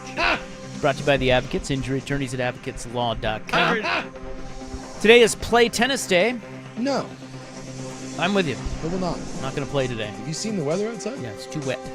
I do like tennis. It's just that I'm not that good at it. And so if you play against someone who's way better, you just get slaughtered. And if you play against someone who's worse than you, it just turns into two people hitting the ball into the net. And so it's... yeah, tennis is the sport that you need to play with someone of your same skill level. Yes. And that can be hard to find. And it can be hard to find, yes. What? That's right. So we would like you to play tennis today on Tennis Day, but unless you belong to an indoor club. Or live in Camas, because apparently they have a brand new indoor facility coming. That's right. Their tennis team is going to be dominating soon with their air bubble. It's also the national. It is also National Banana Bread Day. I love banana bread. Love a good banana. One of the finest uses of the banana, if I do say. I'm gonna say it's a top 2 use. Yeah. Of the banana. What's the other one? Well, I love banana cream pie. But outside of that, I really can't. I mean, there's other uses. Does the banana split count? It's fine. But it's not a go-to for me. I'd eat a banana split, but I'll never crave one. But you give me a banana cream pie, and then you give me some banana bread, I'll take that S every time. Cream pie is goated. We know this. So good. It's goated? Goated. Yeah. My daughter makes them for me. Like, I love that a lot. So, like, on birthdays, Father's Day, she usually makes me some form of banana bread or a banana cream pie. And if you really want to be a fat ass, she does a banana bread base with a banana cream pie on top of it. Oh, my God. But then you just... Could you make one for me, or what? you just a lot of banana. You're looking for a stroke at that point. Well, more than 25 flights scheduled to depart Monday from Puerto Vallarta. That's not happening. In Guadalajara to Portland International Airport have been canceled or delayed. Now, this we will get into more in our club segment, Club Hour tonight. We'll have a segment on this and what happened down there, but people are stranded. Yeah, it's not good. My buddy that owns a store, his manager hasn't taken a vacation in like 2 years. Oh, no. And my buddy finally convinced him, dude, stop working so much, take a vacation. I'm going to cover you. Oh, no. 3 weeks, go down, and guess where they booked a 3-week Puerto Vallarta. PV. Oh, man. And they are currently in a shelter in place in the hotel and are actively trying to, with the U.S. government and the Mexican government, they're trying to get them on an airplane to Texas. But none of the major carriers, none of the U.S. carriers will fly in or out of Mexico. So now you're trying to get a Mexican airline to get you to Texas, and then you can get home. It is, so they are literally in a hotel, and it's terrifying. I guess the Costco, which you can see from down the road, apparently they've burned down the Costco. It's not good. It's all kinds of bad right now. Well, again, we'll get into this more in the club, but what happened was the leader of the Jalisco New Generation Mexican drug cartel. And it is viewed right now as the #1 cartel. It is the Alabama of drug cartels. I guess maybe Indiana. Yeah, I was going to say, wait a minute. But what a slight to Signetti. They are the King Poobah of the drug cartels. Well, not anymore. Their leader has been killed, and they have retaliated with serious violence, and so it's a mess. And if you'd like to know more about that and how that all went down, listen to our Club Hour tonight. But there are people who are not able to get to PDX out of there. It's always tough because I defend going to Mexico. It's like one of my favorite places. See, here you go. And the moment that like some of this happens, that my phone floods with. Here comes Mexico, guy. I was just there in December. This frightened me already. I was like 2 months out. PV's a great place. Yeah, well, we just got back from there 3 weeks ago. It's great. Right? Although we were in Cancun, so I don't know if... Nothing bad could happen in Cancun. I heard Playa del Carmen got hit some, too, and that's right there. I don't know. We were literally in Puerto Vallarta. So, were you? Yeah. Like, me and my wife have been, like, texting each other about it, like, man. Dude, it's one of my favorite places. It's a little too close for comfort. Well, more sad news. Kara Braxton, a former WNBA player who went to Westview High School in Beaverton. She has died at the age of 43. I saw that. There was a car accident. Yeah, I saw some outpouring from like some of the local reporters who covered her back in the day. I guess she was a wonderful person. Yeah, this was in Atlanta. So no. And then we had the Rondell Moore news as well. So sad day in sports world. Well, I guess it's a sad weekend in the sports world. The Portland Frogs have made their way to D.C. to be a part of a larger protest ahead of the State of the Union address tomorrow. Really? That's right. The frog? How does the frog afford airfare? Good question. Maybe they have jobs. Is it possible that it's just random people in frog outfits that are claiming to be the Portland Frogs? Also a good question. Worth investigating. Yeah. I don't know. All I know is that it's headline news. The Frogs have made their way to D.C. I've seen the photo. I thought it was just, by the way, I may be ignorant. I thought it was just a frog. No. We now have It's frogs. a whole thing. Yeah, I saw 3 frogs today. Yeah. What do you call a group of frogs? Isn't it just frogs? Is it like a gaggle? Let's see. An army. An army of frogs? Yeah. Is it really? Yep. Oh, yeah. Or a colony. Or a knot. A knot of frogs? Yeah. That's kind of fun. We've sent our army of frogs over there to wreak havoc. I'm sure they're going to do a lot of good out there. Have fun. Yeah, State of Union's tomorrow, right? We have swatting in Tigard. Yes. Nothing crazy is going to get said there. I can assure you of that. And we have a new top grocer in America. We do. Who dat? Did we have an old top grocer? Well, this is a new number 1. We have a new number 1. I You know how they rank grocers? I have no idea. Yeah, come on, man. The It's like, Indiana Grocers. it's like out of airport. nowhere. We rank grocers. we rank airports, we rank everything. That's true. Find out who's number 1. Is Albertsons still a thing? Yeah, they're still Are around. they still around? Yeah. I worked at an Albertsons. That's the only grocer that I've worked at. But I think the fact that you hired me probably means you're not going to be the number 1 I think grocer. Safeway owns Albertsons. Yeah, I think that's right. Do they? Or Albertsons own Safeway. It's one. Yeah, it's one of those. Now, is the 2 Safeways by me both shut down and got demolished? Is Safeway in some trouble? The unsafe way. Yeah. Yeah, they went, both my Safeways got in the couve over by me. They got kaputted. I'm a Freddy's guy. Are you? Yeah, give me some Freddy's. Yeah, Albertsons owns Safeways. So Albertsons is the big company. Okay. And then, so if you get a kaput Safeway, it's What? probably Albertsons just downsizing a little Okay. bit. You know what I mean? Yeah. If you know what I'm saying? I go to the grocery store that's closest to my house. That is it. I don't care what it is. It's just I think most people do. whichever one is closest. Right. Yeah. Which All right. happens to be a Fred Meyer. We'll get Go to that Freddy's. coming up next on The Fan.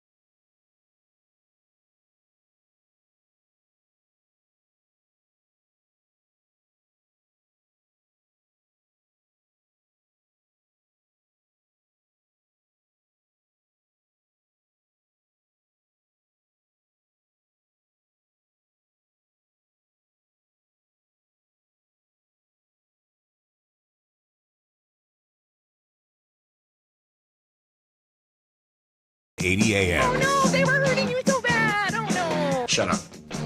All right, this is In the News, Feb 23, 2026, here on The Fan, your noted newsman here. Humbled servant delivering you news you can use. As I mentioned, we do have a new #1 grocery chain in the United States. Okay. This is according to a customer satisfaction index. Okay. So they're not really the #1. This is just the most popular. That's right. Those are two very different things. Yeah, well, I mean, how would you rank #1? Are you going by... Oh, like volume, right? Yeah. Sales? I mean... Well, the bigger one is... I mean, isn't the biggest... I mean, Albertsons is the biggest, or maybe Kroger. I don't know. Well, Kroger owns Freddy's and all that, and they own like QFC and. But Albertson owns Safeways. I think they own Vons. I want to say they own. Walmart is the biggest by a significant margin. That would make sense. And it's not even close. Yeah. If they were in the category, of course, yeah. Yeah, you forget about Walmart, but they do have grocery stores, and boy, Walmart does $300 billion in annual grocery sales. What's next? Kroger. Oh, it is Kroger. Okay. Yes. And then Kroger has Freddy's, King Supers, Ralph's. So the top Food three, for Less. Yeah, top 3 are Walmart, Kroger, Costco. Oh, Costco, yeah. And then Albertsons comes in. Okay. Well, the new #1, Jace. Talk to me, Goose. According to a new customer satisfaction ranking, index, whatever, is Trader Joe's. Ah! Talk to me. People do love Trader Joe's. They love Trader They Joe's. love it. Now, Trader Joe's, I believe, is just privately owned, right? Like some rich guy owns Trader Joe's. Maybe his name is Joe. I don't know. I don't know. And then they beat out, so they knock Publix off of the top spot. Okay. Publix, by the way, the 5th largest grocery chain. Yeah, and I think they're like Costco. I think their employee... Is Costco employee owned? I think Publix is employee owned. I don't know. But they said they kind of dominate the southern region of the United States, is the Publix. They're the Alabama of grocery stores. And Trader Joe's is owned by a family trust Trader of a Joe's. late German billionaire. I don't think it's Trader Jones. Did I say Jones? Maybe it is Trader Joe's. Indiana Jones? Trader Joe's. Yeah. Yeah, it's not. I mean, And who was Joe? Why did they name it? I don't know. He was just a German billionaire named Theo. What? Yeah. That's Joe? It was founded by Joe Columbi in 1967, and was acquired by the Germans in the late 70s. But the original dude in the 60s, that was my man Joe.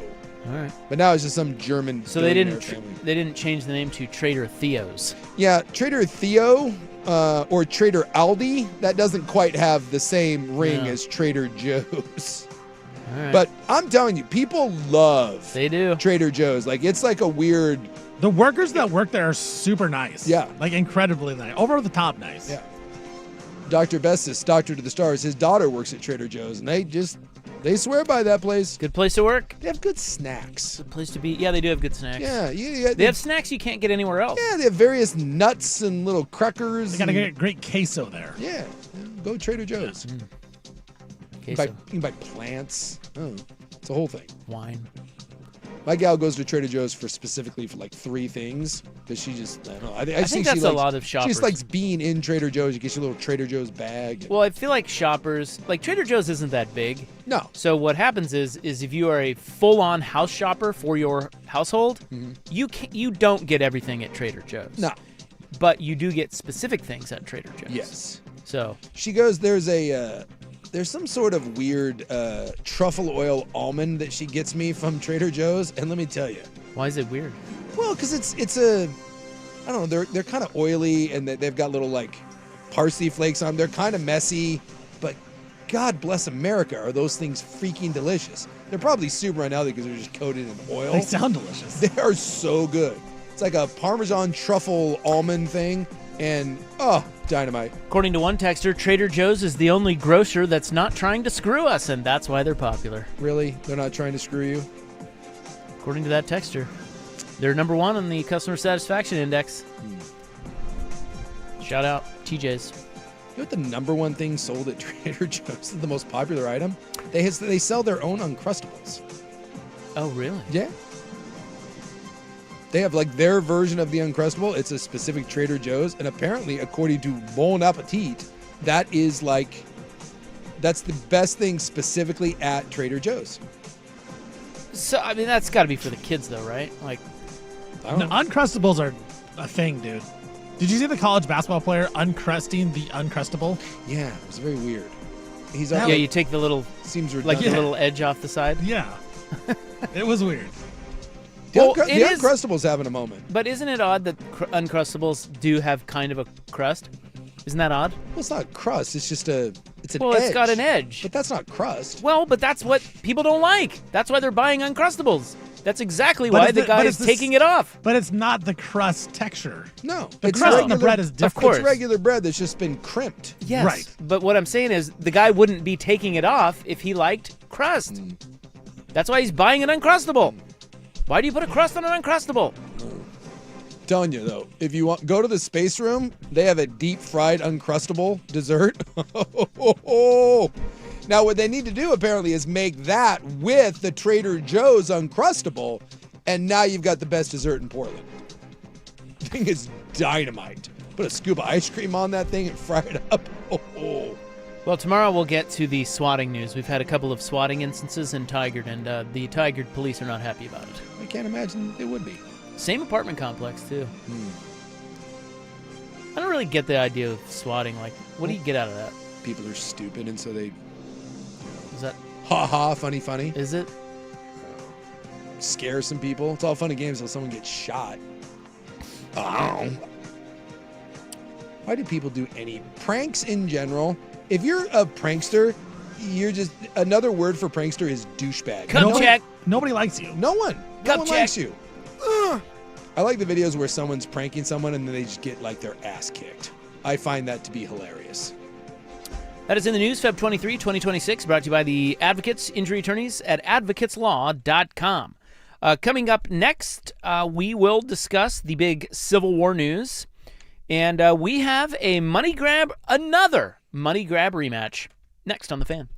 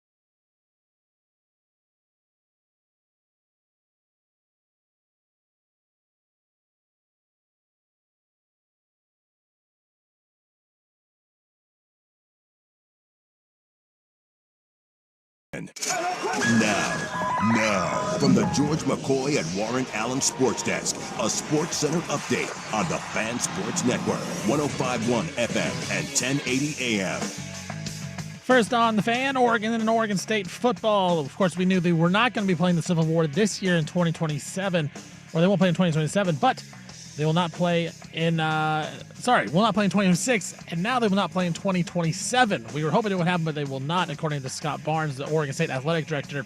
The two schools were reportedly discussing renewing that series in 2027 in a potential 6-year home-and-home deal. It did not happen, and now the negotiations are centered on a shorter series beginning in 2028.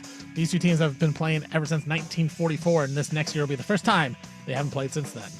Utah Jazz and former Blazers center Yusuf Nurkic is going to undergo a surgical procedure on his nose this week that will sideline him for the remainder of the season. Nurkic actually having a pretty good year this year, 11 points, 10 rebounds, and 5 assists for the Jazz. Atlanta Falcons, they are planning on placing the franchise tag on tight end Kyle Pitts. Pitts had a nice year, career-high 88 catches it seems to go for the Falcons. Well, the Cowboys plan on using their franchise tag as well. They're planning on using it on wide receiver George Pickens. They acquired him from the Steelers last year in a trade. He had a great year, 93 catches, 1,400 yards, 9 touchdowns. While the best receiver in the league, Jackson Smith-Njigba, he said he's not overly concerned about getting a new deal from the Seahawks, but when he does get that deal, he believes he should be the highest paid wide receiver in all of the league. That would mean an extension of worth more than $40 million. As Jamar Chase is the highest paid wide receiver right now, $40.25 million per year. For more sports scores and stories in 30 minutes, I'm Stephen Vaughn from the George McCoy at Warren Allen Sports Desk. Hurt, missing work, insurance companies acting like jerks, don't call your mom. Call George McCoy at warrenallen.com. Your home.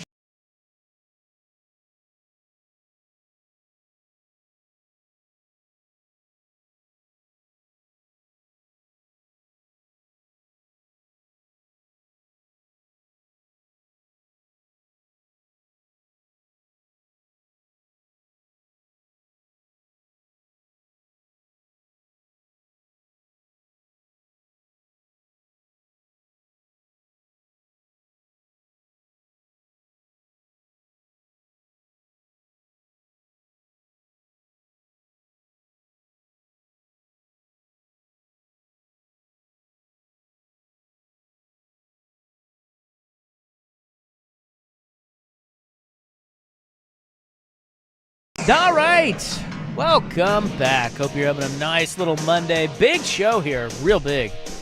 It's Isaac, that's me. Sportsman, big secret over there. Right here. Look at him.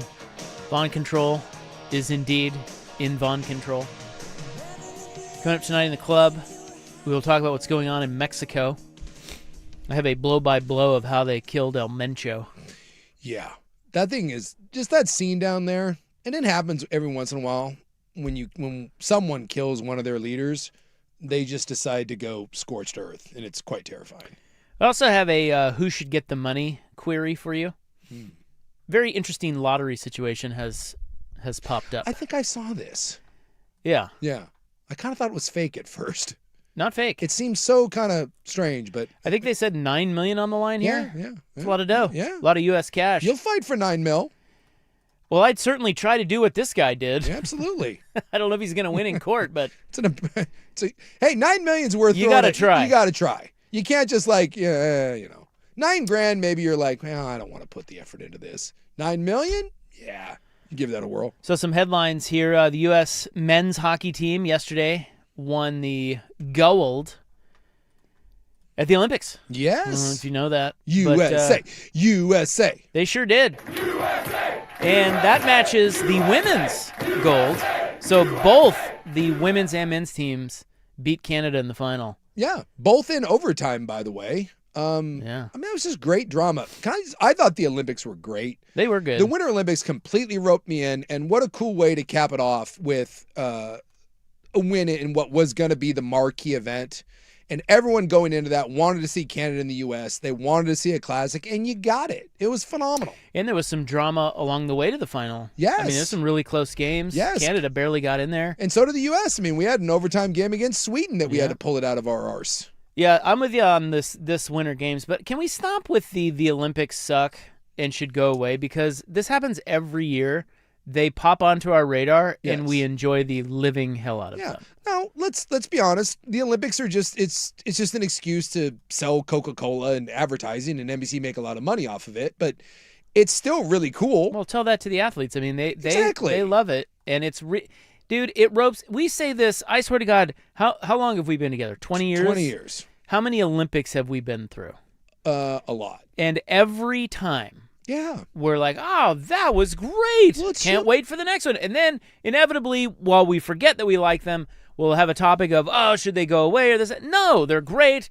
And you don't have to watch them if you don't like them, but a lot of people still like them. They get great ratings, and they're really fun. Well, it's human drama, right? It's a lot of people that aren't making money. Like when you watch the two older ladies that are the bobsled queens of the United States, you're not making millions off of bobsled. Like they watch those training videos. They're just like working out in their garage while raising their kids and then working at Trader Joe's or wherever they work.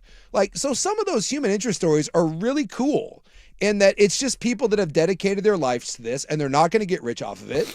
And you get some of these people 1 or 2 shots, like 4 years goes into this and it can be gone in an instant. I think they do a great job of the human interest. The only thing that bothers me about it is when countries that don't have the money, that's highway robbery. When Greece, when Brazil, when Russia, that stuff, that's a country getting fleeced for something that doesn't benefit their people. That bothers me. But when countries that can afford it and that want to do it, that's amazing. So that's my only issue that I have with the Olympics. Is that when a country is going bankrupt and they can't provide basic necessity for their people, and yet the government finds a way to come up with $9 billion to build a bunch of stadiums for the Olympics that will be used for 2 weeks and then rot. Well, anyway, there's always star athletes that pop onto the radar that we didn't know before. Like this Alyssa Liu gal. Yeah. She's great. Yep. With her hair. I guess she does a stripe for every time she wins like a major event or something. Is that what it is? Yeah, something like that. And her father was a Chinese refugee. Like he fled the country and they were trying to spy on him and her, and it was a whole thing. Again, the human interest stories are really, really cool. Never gets old. No. So we'll poo-poo the summer games until they return, and then we fall in love with our Well, the summer games, athletes. I think the summer games are a little more relatable because I think, well, they're better. They're better. They're definitely better. I mean, you have more sports that people can participate in, whereas, you watch some of these things and you're like, what? And I'm also blown away every time the Olympics come around because there's always like 6 sports that I've never heard of. Did you see the mountaineering one? No. Yeah. So apparently you cross-country ski, you take off your skis, and then you run up some steps, and then you scoot down the others. You didn't see that one? Nope. It's very strange. Like every year. And now there's team skating. I had no idea that half of these things were going on. Well, and you got golf in the summer games. Yeah. That's enough to watch right there. Scotty Scheffler defending his title. Was he the Olympic gold medalist? Yeah, he won last year. Last time. Are you certain about that? Positive. Okay. Look it up. And he's from the USA, if you didn't know. But the women's team will not be going to the White House to celebrate with your fearless leader. Yes. They say that they have other things to do. A conflict of schedules, and some people aren't buying that. But well, I'm not buying it, but whatever.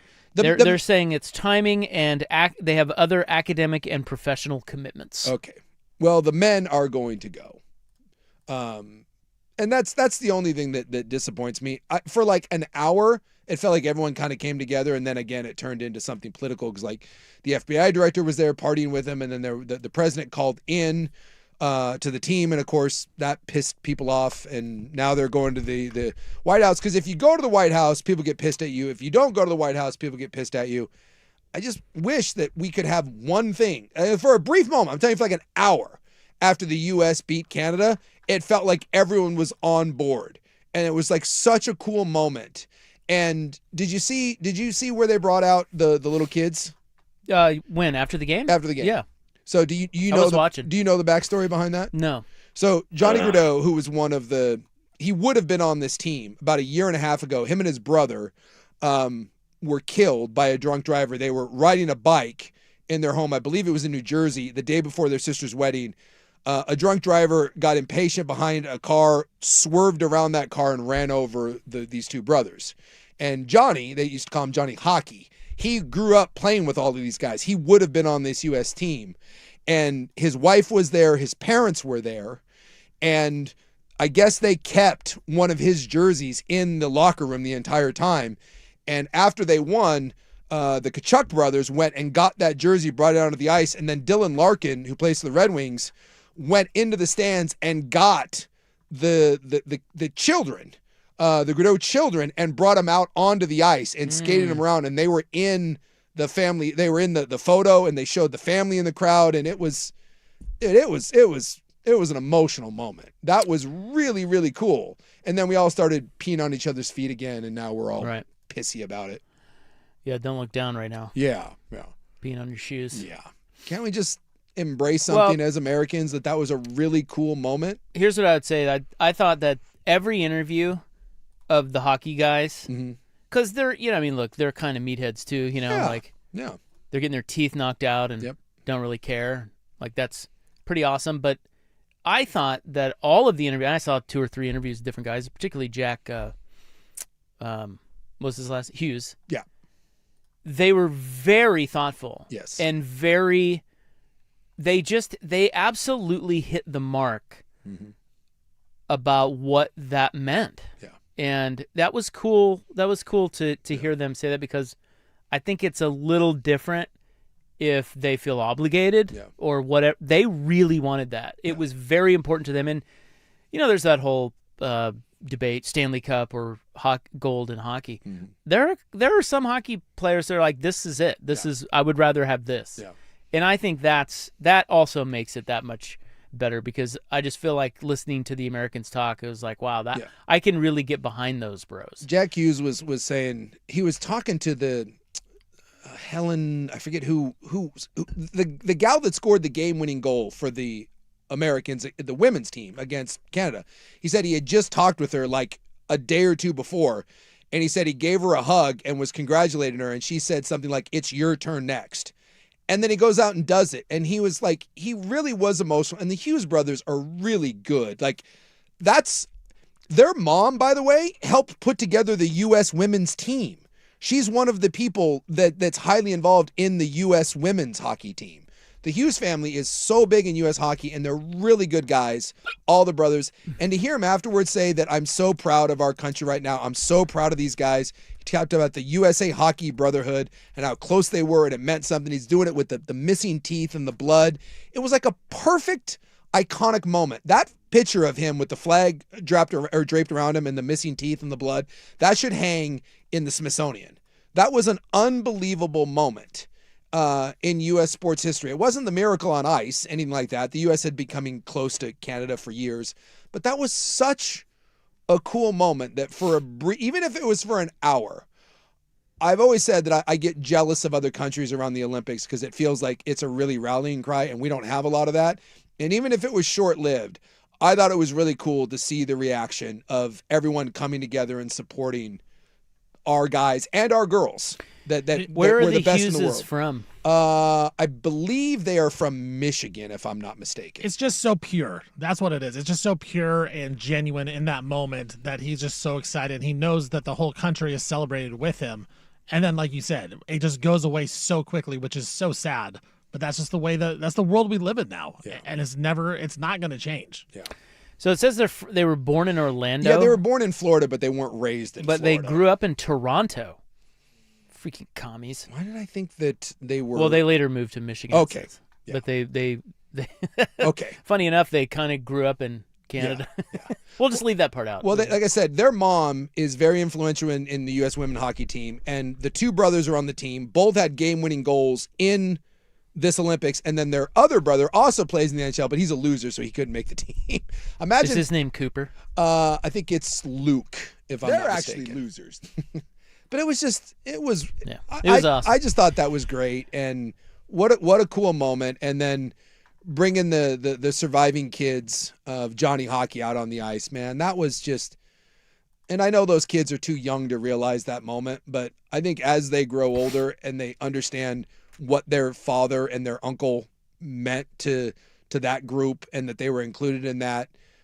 What a cool way to eventually get to learn about who your dad was and what he meant to people. that was just, if you can't get behind that, then I don't know what to tell you. All right, coming up next, we've got another sports rematch money grab coming our way, whether you like it or not. Let's do it. Let's grab some cash. And how long will we be without the Civil War? When we return on The Fan.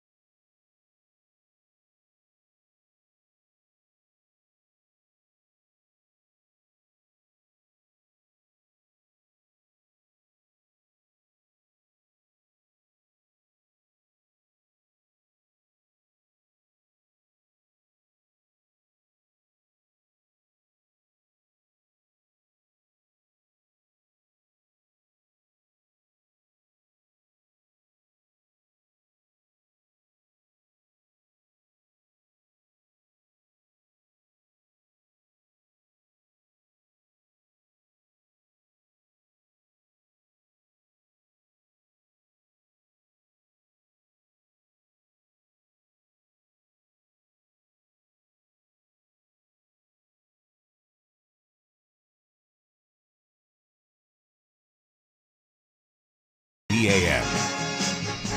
All right, well, we learned today that the Civil War, while we knew it would not be played this year, or in 2027, I guess I should say. Yeah. Oh, no, sorry. 2026. This year. It will now not be played in 2027. Yeah. This is a new revelation, thanks to Scott Barnes, Oregon State AD, who was speaking with Oregon Live. But he had a real odd quote. It was the most vague explanation of all time, and I still don't know what he's trying to say. But they asked him why there would be no Civil War next year either, and he said, quote, "We've had some adjustments we've needed to make, most recently on our side, to get through some things." End quote. Yeah, I don't. You want to interpret that one? I mean, we've had to make some adjustments. Like, their TV deal is they're kicking around like the $6 million range. You got a new coaching staff, NIL budgets, all that stuff. I guess I just took that as we're undergoing a massive transition here, and they can't even figure out, like, their schedule is still kind of wonky. They just released that. I'm guessing this was just one of those things where Oregon State said, we have bigger fish to fry right now, and we know that if we play this game, we probably get our teeth kicked in. So let's put this down the road a little bit after we get our feet underneath us and we kind of settle into our conference stuff, and maybe we can revisit this down the road. That's kind of what I took that as. Well, maybe you could say that instead of I know. It's just working through. He said, we've had some adjustments we've needed to make, most recently on our side, to get through some things. Well, I feel Could like any of that be any more vague? I feel like when Scott Barnes opens his mouth, nothing good. It's just word salad. It's just word salad. Yeah, so I don't know. I would think it would be if they were going to. I think what he's saying is they haven't decided if they want to play the game. Yeah.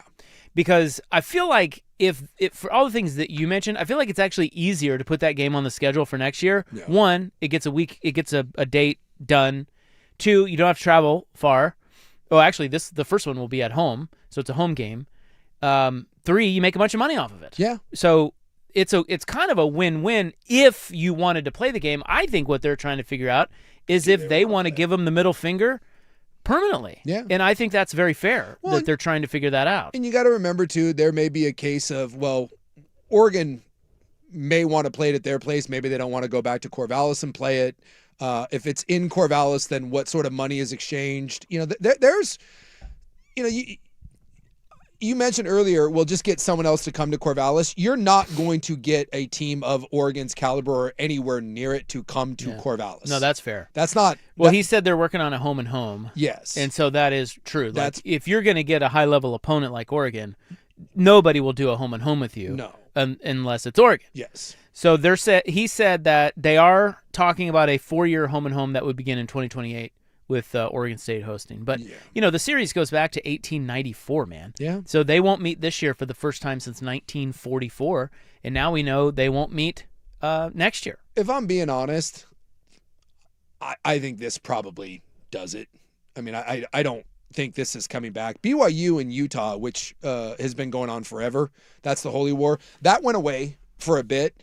And luckily now they've kind of reunited and back in the Big 12. But those schools always felt like, even though BYU for a long time was the big brother and Utah was the little brother, and then it got flipped and Utah kicked our ass for 10 years, they still felt like there was some sort of competitive balance. It just feels like with this, we've jumped the shark. We Fonzarelli this thing, and I wonder as this thing goes on, will there be an appetite? Because I don't think this happens without a big push.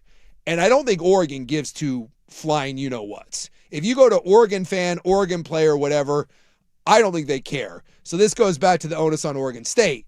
Can you get Oregon to come to the table and make a deal with you when they don't care one way or another? And for you, you're trying to make a deal that benefits you, and you also know that as you make the deal, it's probably going to be an ass-kicking that doesn't look good because you used to remember when those programs were closer to each other. So I just wonder if maybe this isn't the beginning of the end, at least for the maybe they do 4 years and then it fizzles. It fizzles. Because to your point, Oregon's rival is Washington. It is not Oregon State anymore. Yeah, like that's the thing. They don't view Oregon State as a rival. They view them as just a little, another school in the state. And if you're being honest, I think a lot of Oregon fans view their rival now as Ohio State. Right. They're going to start. That's one where Washington's like, no, F you. And Oregon, whether you think it's fair or not, I think some people there think the big rivalries now start on the other side of the country. So, it's a really weird situation, and we don't know what the future holds in college football. Where we settle with NIL, with antitrust rules. Does the government get involved? Do we end up with a commissioner? Do we continue to get the expanded playoffs? Because what you see now in these next 2 years where they're not going to play, does anyone have any clue that in 3 or 4 years what this looks like? Where Oregon State's at, where Oregon's at, where the state of football's at? So I think it's just hard to look down the road. But at the same time, I have a hard time looking down the road and finding a scenario where this easily comes together. And I think it would be different if both sides were really adamant about finding a way. And I don't Doesn't feel that way. It doesn't feel that way. All right. Coming up next, we've got a new big money grab for sport that I'm sure you're going to watch. It's going to be great. Love a good money grab. You love we've got a lot of these lately. I know. A lot of big money grabs. And you can't fault people, though. I mean, it's easy money. Yeah, I guess. And then we have big spring training news today. We did. Not really. But I'd like to tell you about. For a brief moment, I was like, "Did another Met get hurt?" I was like, "What's happening?" No, I'd like to tell you about something that went down. Okay. So we'll get to those items coming up here, but you hold your horses because we've got Steven right there with SportsCenter. Now, from the George McCoy and Warren Allen Sports Desk, a Sports Center update on the Fan Sports Network, 105.1 FM and 1080 AM. First on the Fan, Oregon and Oregon State will not be playing the Civil War this year. We knew that, but the hope was that they would play in 2027 and beyond, but they will not, according to Oregon State Athletic Director Scott Barnes. Barnes said that the sides reportedly discussed renewing the series in 2027 in a potential 6-year home-and-home deal, and it did not go through. Those negotiations are now centered on a shorter series beginning in 2028. The teams have played every single season since 1944 until this upcoming season. Utah Jazz and former Blazers center Yusuf Nurkic, he's going to undergo a surgical procedure on his nose this week that will sideline him for the remainder of the season. Nurk was pretty good for the Jazz, 11 points, 10 rebounds, 5 assists per game. Atlanta Falcons tight end Kyle Pitts, well, he's planning on getting the franchise tag on him as the Falcons are planning on doing that. Pitts had a career high 88 catches a season ago, and the Cowboys are planning on using their franchise tag as well, according to Stephen Jones. They're planning on using on wide receiver George Pickens within the week. Pickens was acquired from the Steelers this last season to go to Dallas. 93 catches, 1,400 yards, and 9 touchdowns.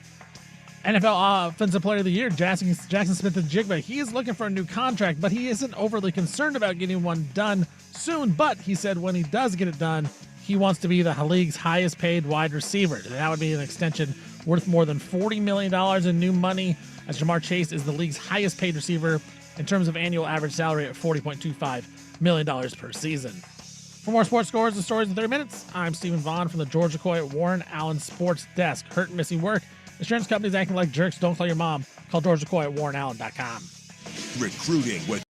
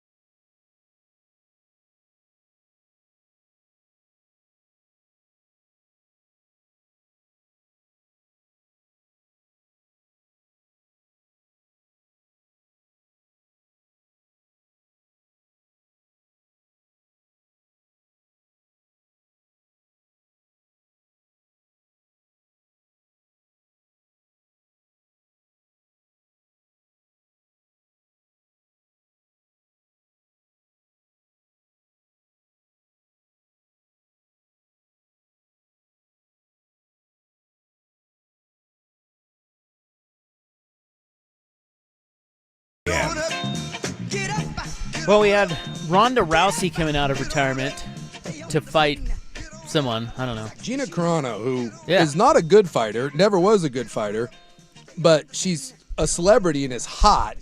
So Ronda Rousey is going to go murder someone, and people will watch, and that's something. We also had Mike Tyson fighting Floyd Mayweather. Yeah, that's just sad. Well, aren't they all sad? Yeah, it's just. That one's more sad than the others. Yeah, because of Tyson. Yeah. Well, yeah. We've already seen him. He's 60. He's 60 years old. And we saw him literally not be able to fight 2-minute rounds against, I don't know, a YouTuber. A YouTuber. Now, yeah, that's another one. Is that guy? Yeah. And I get that he's trying to be a fighter, but at least he's young and somewhat. is he actually good? No, but he's better than. I don't know. What is happening? He's better than your average YouTuber. Yeah, he's better than the average YouTuber. Where are the real fighters? Well, they're there, and unfortunately, this is where we're at. Is that there's not enough of those guys that the general boxing has lost so much juice that there's just not enough interest in great fighters. Like Terrence Crawford is one of the greatest fighters of all time, and the average schmuck has no idea who he is. Meanwhile, people have heard of Mike Tyson, they've heard of Floyd Mayweather, they've heard of Jake Paul. And so there's literally people that I talk to that are in their 20s and 30s that really thought that Jake Paul was going to beat Anthony Joshua. And are you insane? And they're like, well, he fought Mike Tyson. I'm like, he was 58 and it was coming off like a stroke.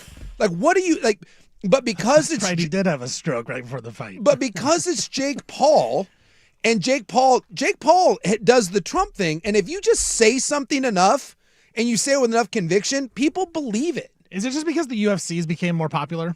Well, but this exists even in the UFC. Yeah, they must have stars too that are great fighters, They but do. you never see them. No, there is a real star problem right now in combat sports, and the void has been filled by attention grabbers. There's a celebrity boxing and celebrity fighting, MMA or boxing has become a real thing where you get these influencers that have giant audiences, and it's like, oh, do you want to see me fight someone? And they actually, these people have no idea about fighting, and so they think that these YouTube stars or TikTok stars, they actually think these are real fighters because they don't watch it. But they'll never actually fight real fighters because when they do, you get your jaw broken in 3 places. See Jake Paul. But I guess I would say, and I'm just thinking through this, that fighting, boxing and MMA, or just fighting in general, yeah, it's a unique sport that would lend itself to people wanting to watch big names or celebrities do it. Yeah. No one wants to watch Jake Paul play baseball, basketball. You know what I mean? Even individual sports, no one cares. Fighting's different. But fighting is different, and so that's kind of hurt. It's inadvertently hurt the sport. Yes. That people just want to see, and they want to see anyone fight. I mean, hell, they were doing celebrity fights of people who didn't even fight. They were just names. Who is the biggest, and people would watch that. Who are the 2 biggest male stars in the world right now? I'm trying to think of what is Chalamet. There you go. If you had Timothy Chalamet and you found out that Timothy Chalamet was going to fight Clavicular, was that the kid's name? Oh no, what was his name? Was Clavicle? No, it's something? clavicular. What was it? I thought it was it was something about the It was collarbone. the clavicle. So the Clavicular. Clavicular. If you No, clavicular. Clavicular. That dip-ass. If you told me that guy, who's the hottest thing right now on social media, was fighting Timothy Chalamet, even though neither one of them has ever thrown a punch in their life, that's getting better ratings. It's getting huge ratings than if I told you I had to convince you that, okay, Terrence Crawford's one of the greatest fighters of all time, and trust me, he's really good, and he's fighting this up-and-coming guy who's 24, and you may never heard of him, but I'm telling you, he's the next great boxing star. You're going to want to watch this. The average person at home is like, well, I've never heard of either one. I know who Timothy Chalamet is. And this douche over here, God, I would love to see him if he could get his face kicked in. And then we all have this ignorant belief that because it's fighting, anything can happen, right? I hear that all the time with Jake Paul. Well, anything can happen because if he just hits him once, and you're like, some moron who's been boxing for 8 minutes is not going to be able to hit someone that's been doing this their entire life and is at the peak of their skills. But that sort of weird, I don't know what you call that. The train wreck theory. You want to watch a train wreck? You are right. It is It's really just fighting. pummeled. It's the Jake Paul has fans, but then there's also the guys like me who want to see Jake Paul get beat up. Someone Yeah. said this is perfectly. Chris Hemsworth, who looks like a Greek god, he plays, well, I guess it wouldn't be Greek god. He would play a Norse god. Thor. If you told me that guy who looks like that is going to fight Jason Momoa, that thing would do the biggest numbers in the history of But Netflix. if they were playing a tennis match No against one one would another, care. no one cares. But it's so the fighting. it's about fighting. So that kind of hurts its own sport. But they did themselves a disservice by allowing these. Yeah. So now And Dana White tries to make fun of this, and like Eddie Hearn and some of the boxing guys, Yeah, and it's not and it's working. too late. It's because today they announced. Did you see what they announced today? oh my god, it's so bad. It's the new one is Floyd Mayweather Manny Pacquiao Yep. rematch. Yep. And it will be on Netflix at the Sphere First ever fight. in Vegas this September. First ever. Well, it's the second time they're fighting. No, but it's the first time a fight has been at the Sphere. Oh, at the Sphere, yeah. Yeah, and so I think early September. I want you to realize something, that when Manny Pacquiao and Floyd Mayweather fought the first time 11 years ago, the narrative around that fight was taking place about 7 years too late. Yep. And yet here we are 11 years after that, and now we're going to fight, and people are going to be like, ooh, look at this. It's just... Well, you got to hand it to Mayweather for one thing. He makes money. He's 49 years old and out of the game, but people still want to watch him fight. Yep. Like that's pretty good, man. Like he built that. He built that persona, whether you love him or hate him, and most people hate him. Yeah. He kind of he is able to go back to the well. A lot of guys couldn't. Like Pacquiao couldn't, but he can because it's Mayweather. Yes. Right? I guess Tyson did. So Tyson had that too. Yeah. But not many guys have what Mayweather has. No. And he's got that beautiful thing of you want to see him get hurt because everyone hates him. So you hate watch him. It's the Jake Paul thing. You want to see if he can get his ass kicked, and no one kicks his ass. Well, he never really lost, did he? No, he's perfect. He's undefeated. So, I mean... And now he only takes these little kind of skirmishes that he knows that he can do whatever, and, he keeps making money. But doesn't he make more money with these than he would with some other fight? He makes a lot, yes. Yeah. So Terrence Crawford and Canelo Alvarez fought last year, and that was two all-time greats. This is like Hagler Hearns type stuff, and it will not do as well as this. The Mayweather Pacquiao and the Mayweather Tyson, I bet you both do better than what really was an all-time great. Two all-time greats going at each other. And so which would you rather watch? It's the state of it. You have to pick one. Rousey's fight against whomever. Yeah. Mayweather Pacquiao or Mayweather Tyson. Mayweather Pacquiao. It's the only one where both sides still... Manny Pacquiao still fights. It's kind of old and sad. And they said he was pretty good but his last fight. He's my age, but he's still probably on a bunch of chemicals. So he's 34. I think he's 48. He's my age. 47. Oh, he's 47. Yeah, he's younger than you. So that will still be, and he is an all-time great that still has his faculties. The Tyson one is sad. It's just pathetic, and there's such a difference. And Ronda Rousey is going to murder Gina. Should I bet on that? Yes. Yeah. But she's going to be such a favorite. Oh. See, here's the thing. Like I know Ronda Rousey hasn't fought in a long time. At one point, Ronda Rousey was a stone cold killer, and then she ran into people that were more well-rounded. Gina Carano is not a good fighter and never was a good fighter. She just is hot.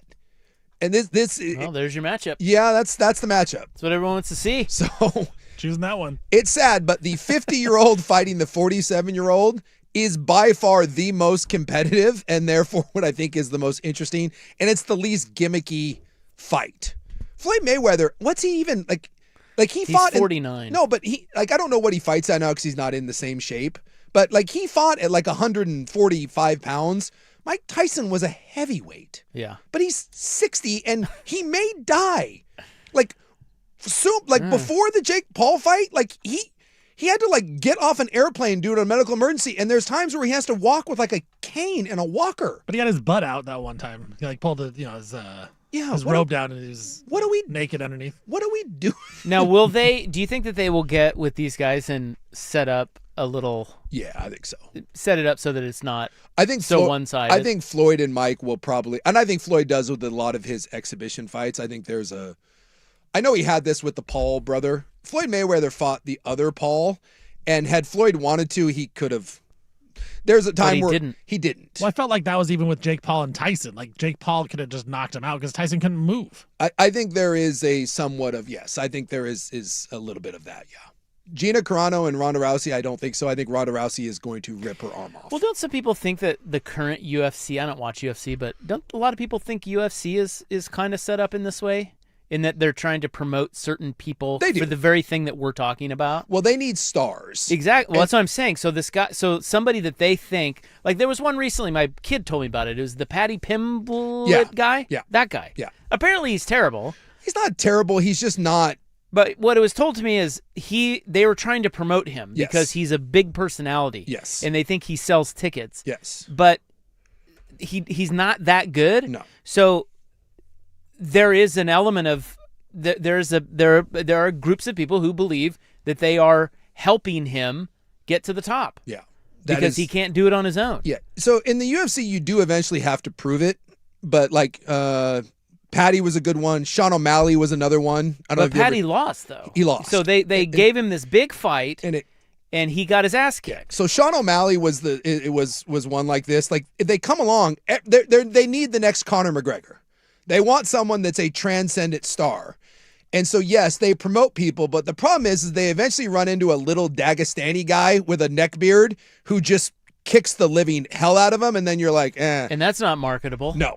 The biggest problem that the UFC has, and I don't mean to sound bad, but the killers in that sport don't speak English, and they're not people that the United States people are going to get behind. Well, and they're not guys that just knock you out. No, right? they just drag you to the ground and just submit you. Yeah, it's not. And that doesn't sell. So let's get Tyson versus who's the top? I don't know who's the top UFC guy.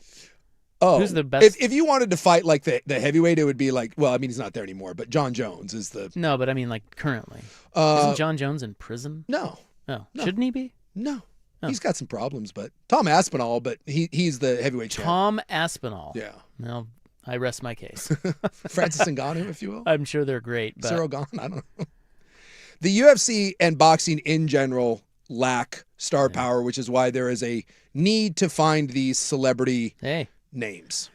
We got Mayweather-Pacquiao part 2, whether you like it or not. I tried to set it up between you and the body. You know, I need that's not happening. I need a rop in the body. But I will say the Pacquiao-Mayweather fight the first time, it was awesome that they finally fought. But it was a huge dud. Well, it was, but because it was too late. Yep. But because if Mayweather fought him in his prime, Pacquiao might beat him. Yes, that would have been, had that fight taken place earlier, and Pacquiao ended up with like a separated shoulder, and he didn't want to postpone the fight, and he fought anyways. It was a real dud of a fight. But the build-up to that was one of the true few, like of the last 15 years, like events where everyone was like, oh my God, they're going to do this. And then it turned into that. All right, something cool happened at spring training today, because something cool always happens at spring training every day. We'll get to that next on The Fan.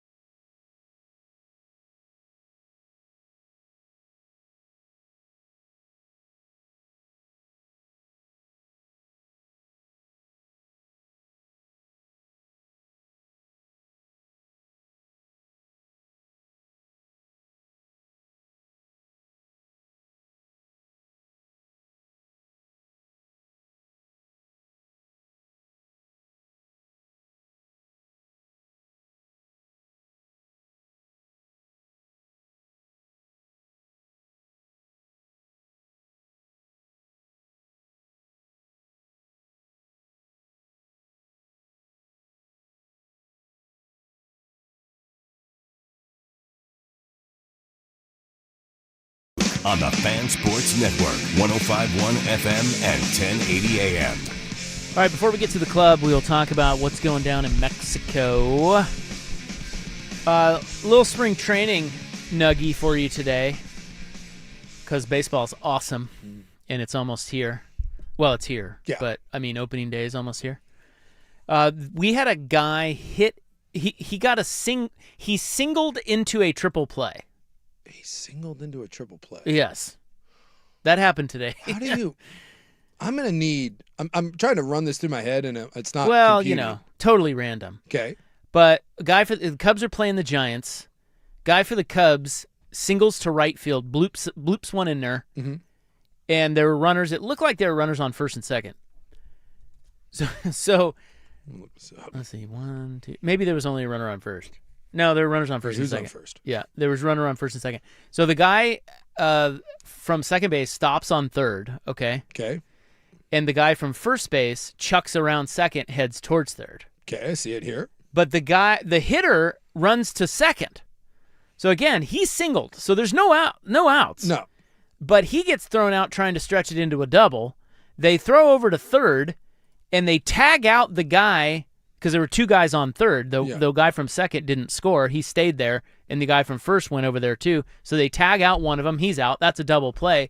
And then the numbnut, the third guy that was standing on third base, wandered off third base. See, that's what I'm watching it here, and he tags both of them.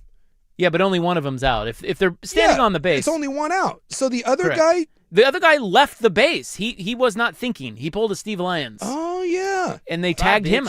They tagged him out. I was so confused. I thought they were both standing on the bag, and they tagged them both, and I was like, well, that should only be one out. And it was. But then the other one wandered off.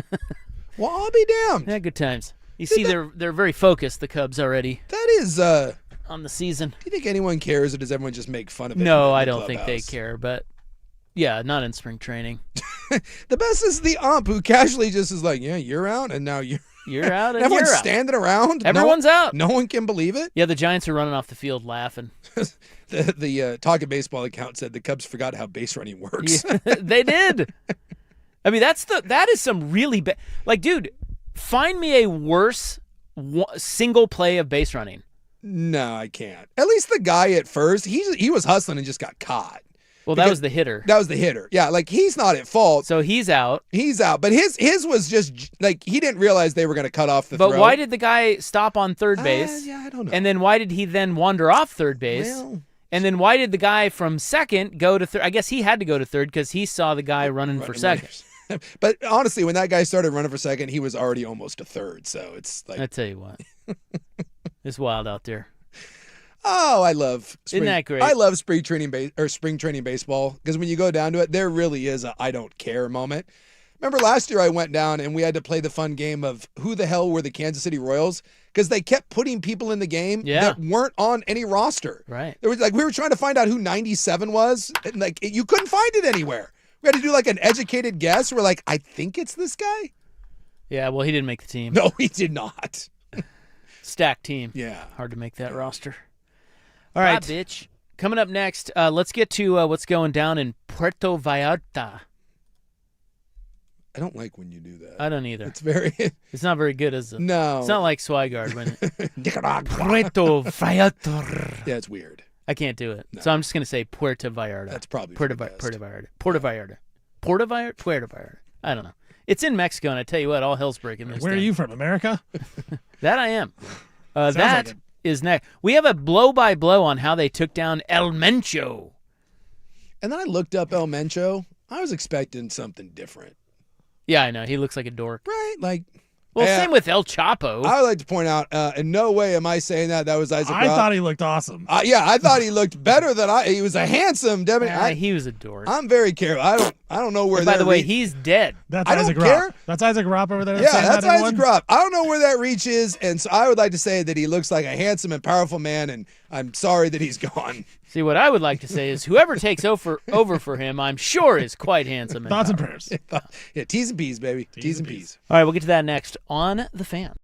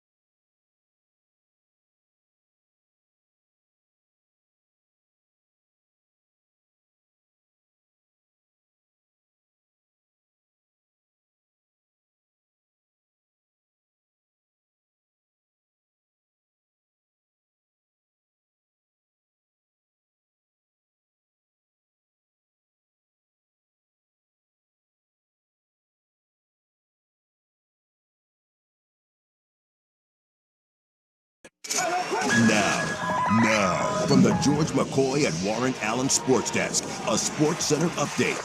Fan Sports Network, 105.1 FM and 1080 AM. First on the Fan, Oregon State football. They will not be playing the Civil War this year. We knew that, but the hope is that they would play in 2027, and they will not happen, as Scott Barnes, Oregon State athletic director, has come out today and said that those will not be playing in 2027. They were working on a new 6-year home-and-home deal. It did not happen. Those negotiations are now centered around a shorter series beginning in 2028, but looks like Oregon State will not play for the next 2 seasons after this year, and maybe not after that.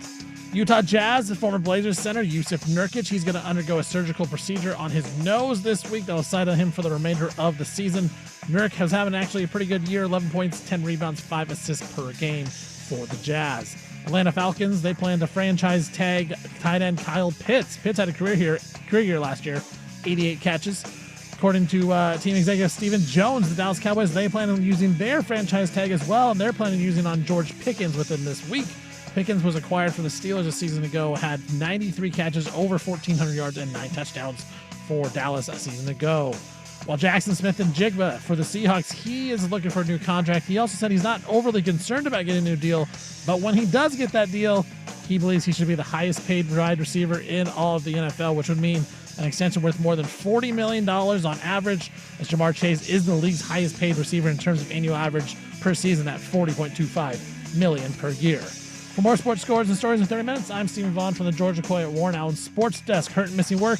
Insurance companies acting like jerks? Don't call your mom. Call George McCoy at warrenallen.com.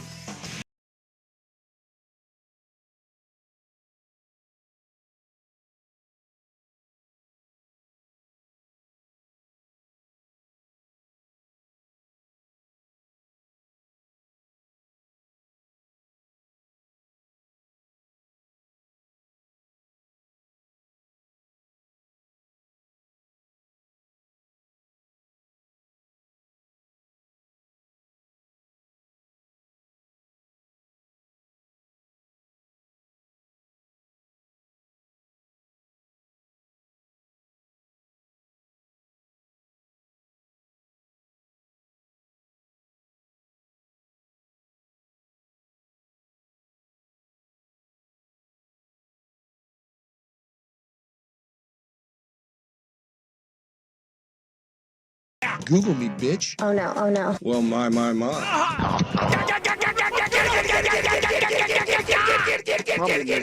Try it again, please.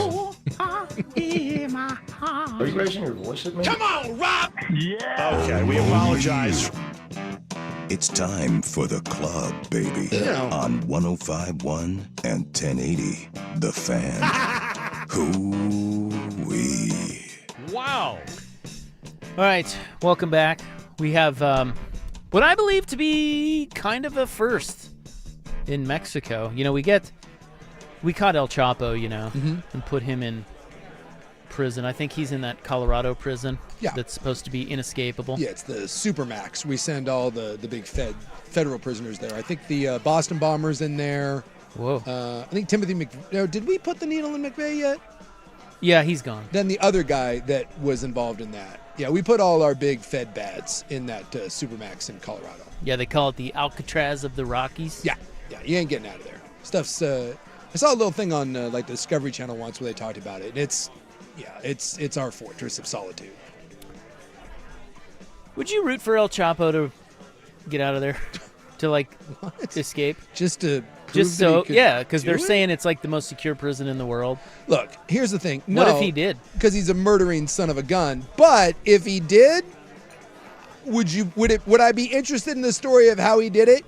Yes. Wouldn't it be like the Alonzo Mourning meme where you're sitting there all and then you go, you know, kudos to him. Although I would question if we have like the most secure prison supposedly in the world and like we let someone out, I would be a little disappointed in us. Yeah, that one would hurt. That would hurt. Yeah. But, you know, you can't sell El Chapo short, the little fella. Nah. He's probably digging a tunnel right now. So much you can do, though.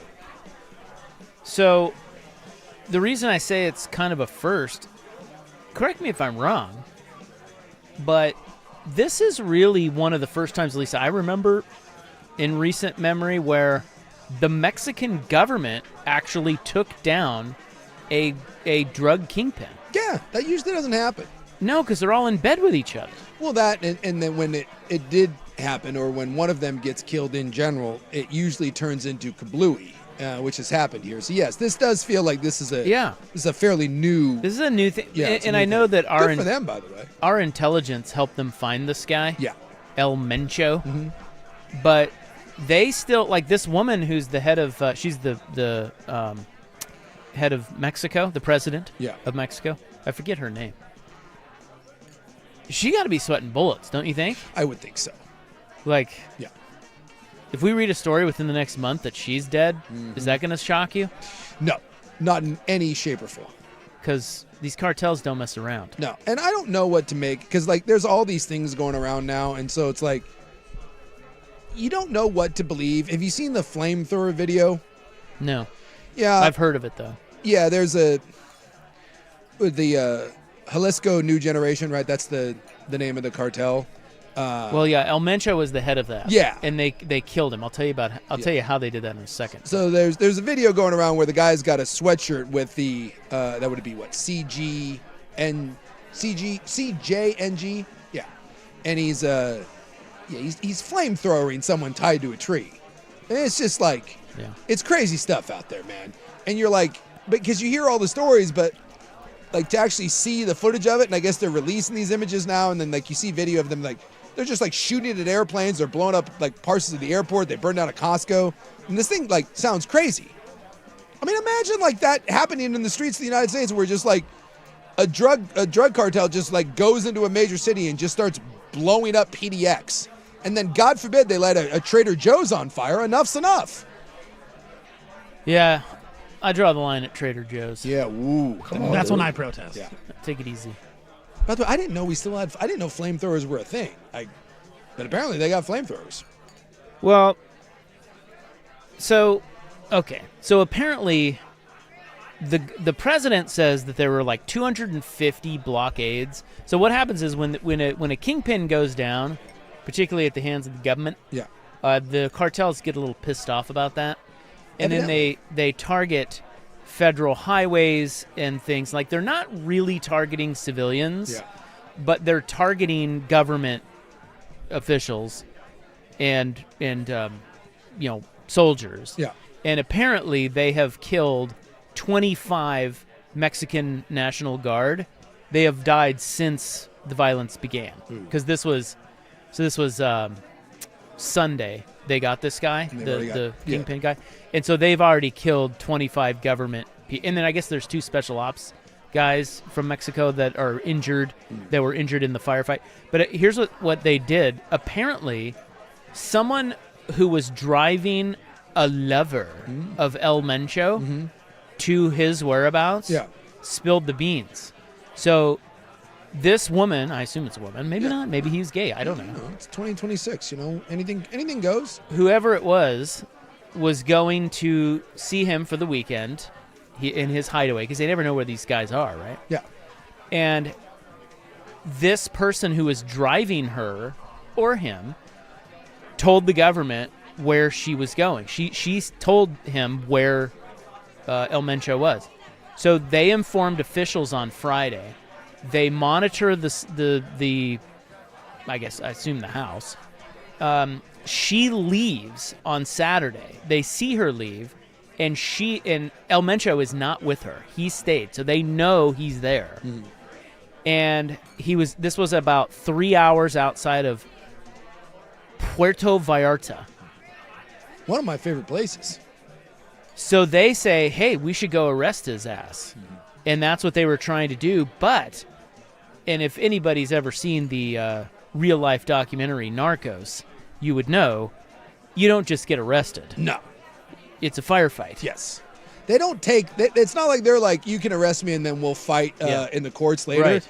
I'm going to take this to court. They start a shooting right then and there. And the firepower is actually quite impressive. Like, these cartels, they have they don't mess they around. got an entire army. Well, they got a lot to protect. That's true.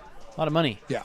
So he escapes. Apparently, he gets up back into the woods. Yeah. And a second firefight ensues where he gets wounded. So they actually get their hands on him. They airlift him out of there. They killed 2 of his associates. Yeah. They airlift him out of there, and he dies on his way to the hospital. So by the end of – so that was Sunday, I believe they went in and got him. By this morning, 25 Mexican National Guardsmen had been killed, and there were like 250 blockades. And basically what they're doing is they're targeting federal highways, and they're just lighting fires and blowing us up. Yeah. And so no U.S. airline will fly in and out of Mexico. They've got I have a friend of mine, his manager of his store is in lockdown in the hotel. You're not allowed to leave the hotels. They're trying to find a way to use some of the Mexican airlines to get them back across the states, like into Texas. I mean, it is really, really scary stuff going on right now. And some of the videos out there are just nuts.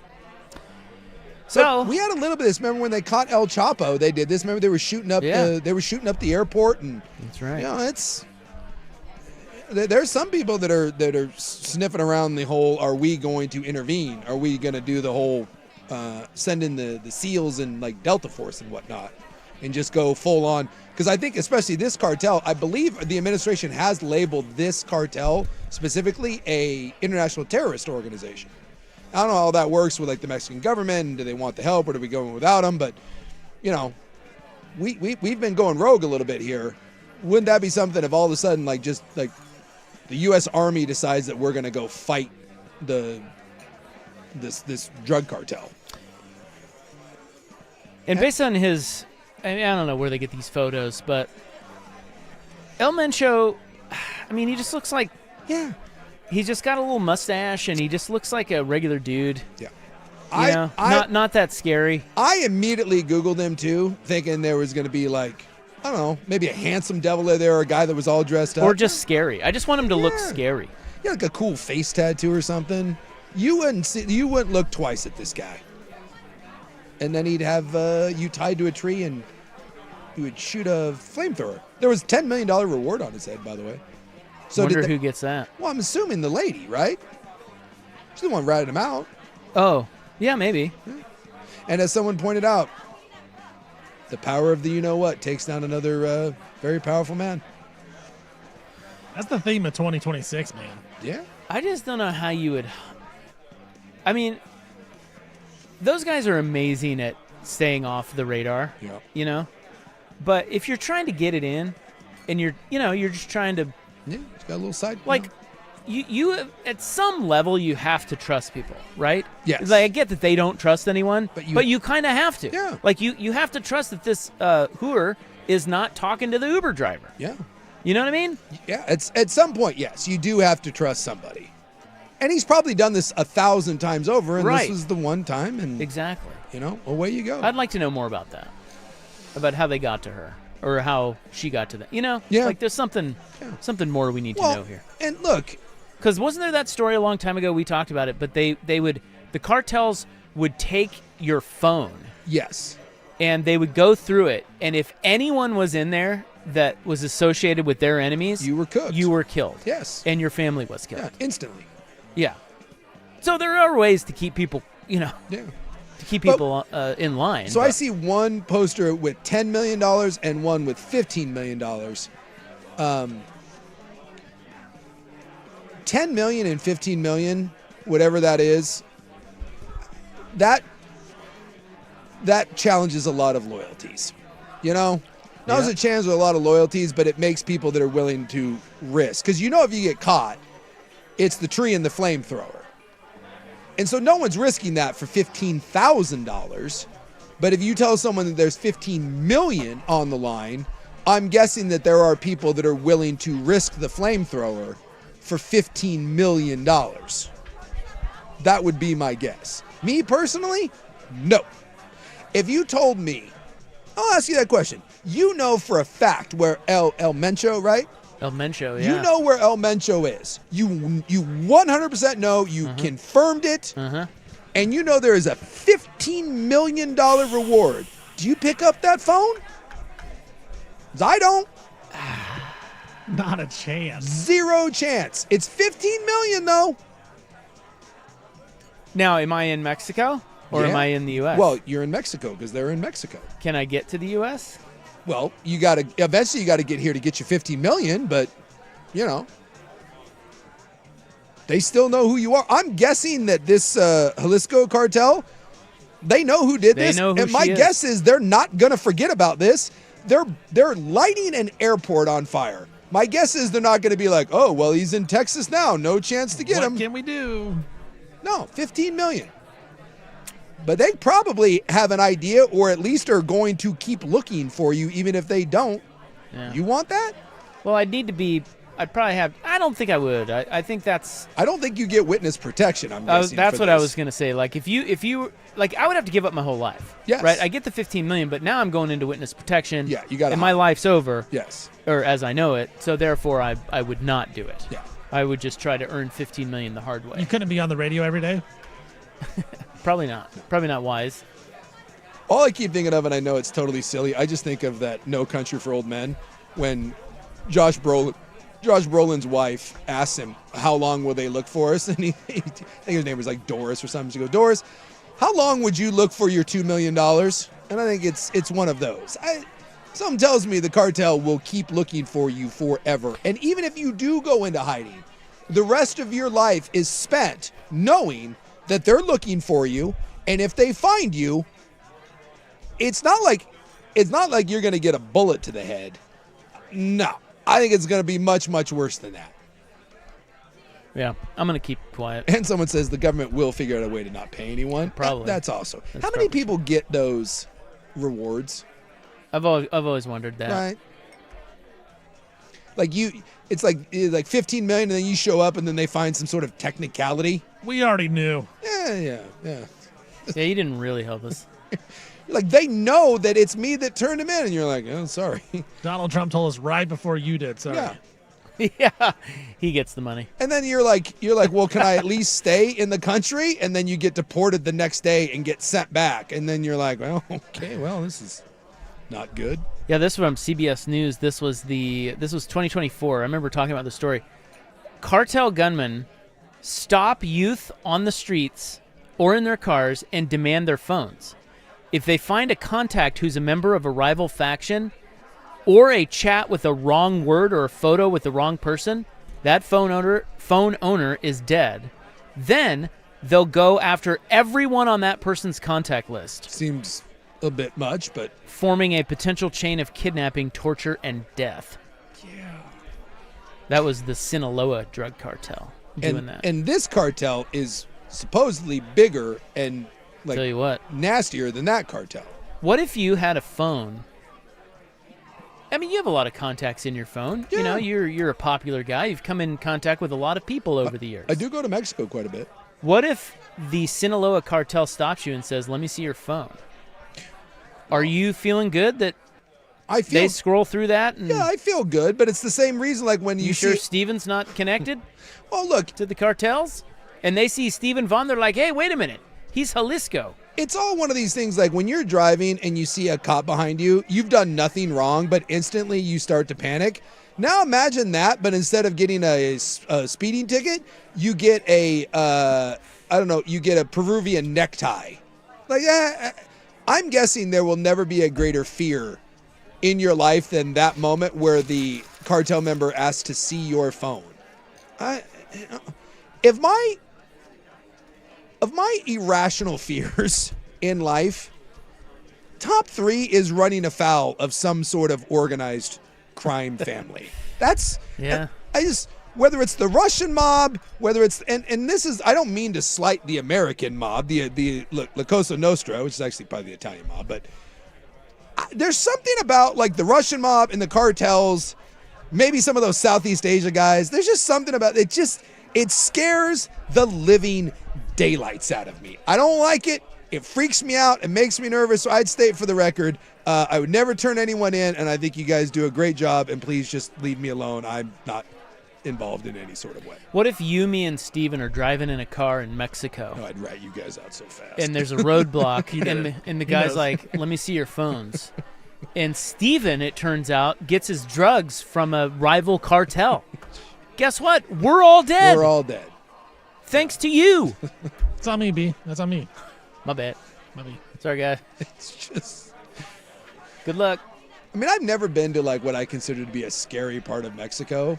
But we've had. I think I've told the story once. We were cruising around, and we were kind of going down kind of these back roads. We were kind of looking at some different beaches and stuff, and we came across this really old gate, and it looked like an old hotel gate, and it was all rusted, and there was a chain around it. There was nothing there, and it was kind of on a dirt road, and me and my son hopped the gate, and we went walking, and it looked like it was just the beach, and you get to the other side, and kind of down on the cliffs were these really, really nice houses, and it looked like a private beach, and I'm sure that was merely just an old road that had been shut off, and that down there was just a bunch of Americans that had built homes on a beach, and it was private. Oh, I'm sure. But I will tell you that when we got to the kind of the cliffside and we looked down and I saw nothing but $1 million homes, I will admit there was a little fear pee, and I told my son, we are leaving and we are leaving now.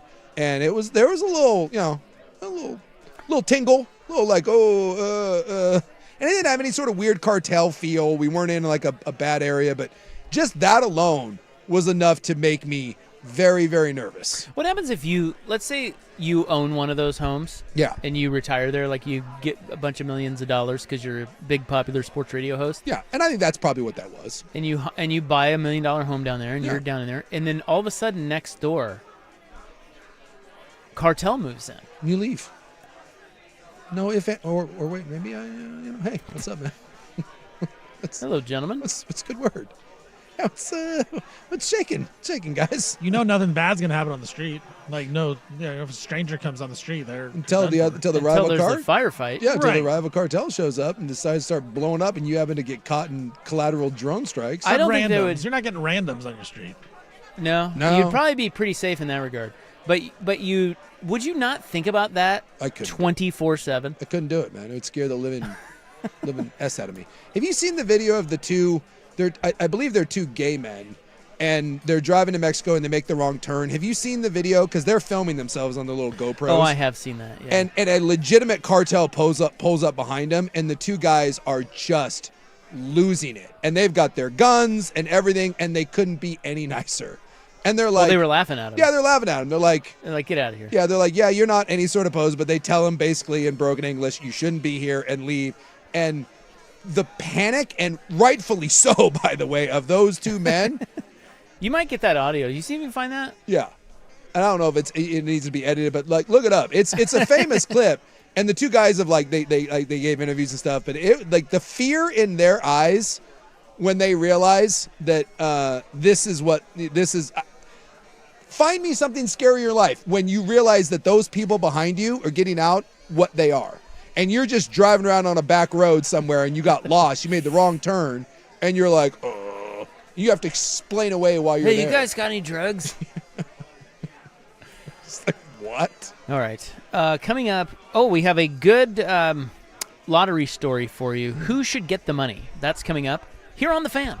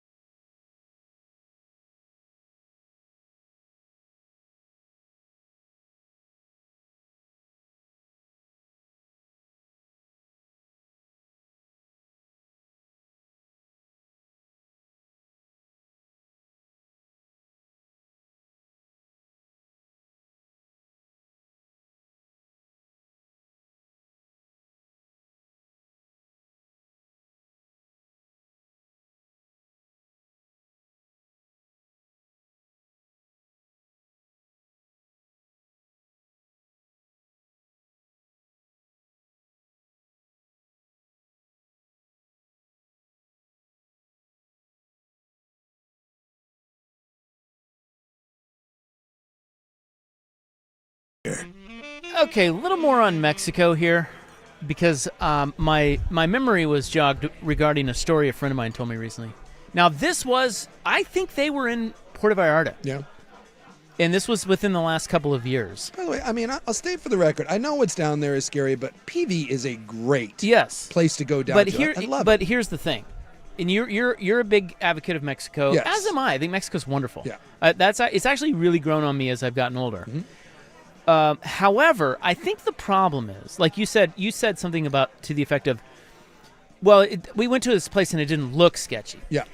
That right there is the problem. Because in Mexico is so large and it is so overrun by seedy behavior, like the drugs, and there's all these cartels and there's all this stuff going on down there.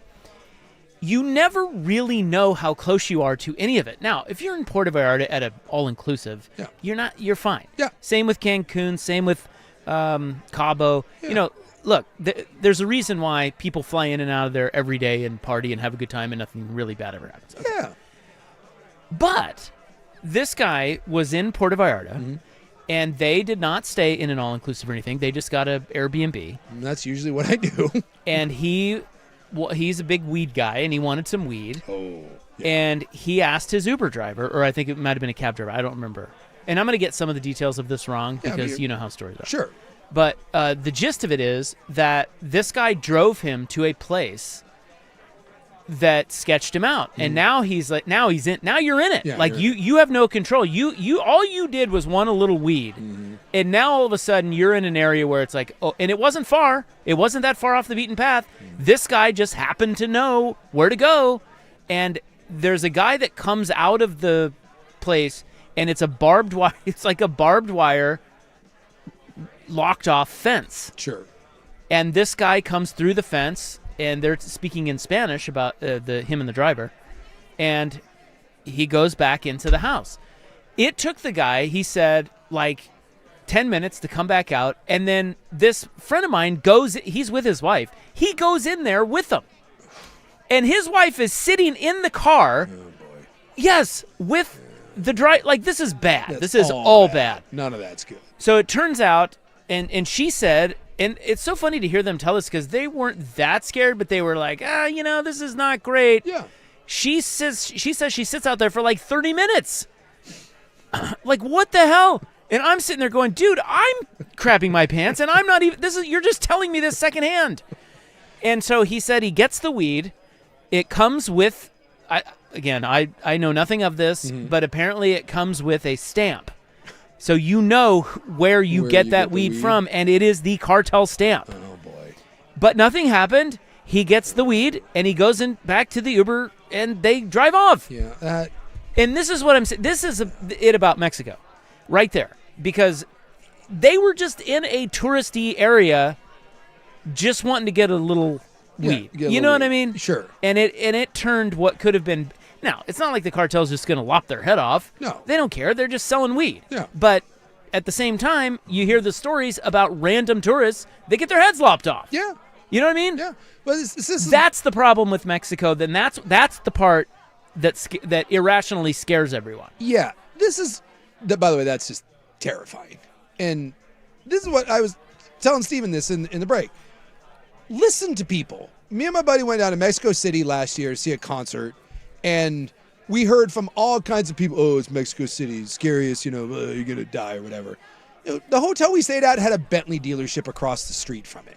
Like, we weren't in a bad area.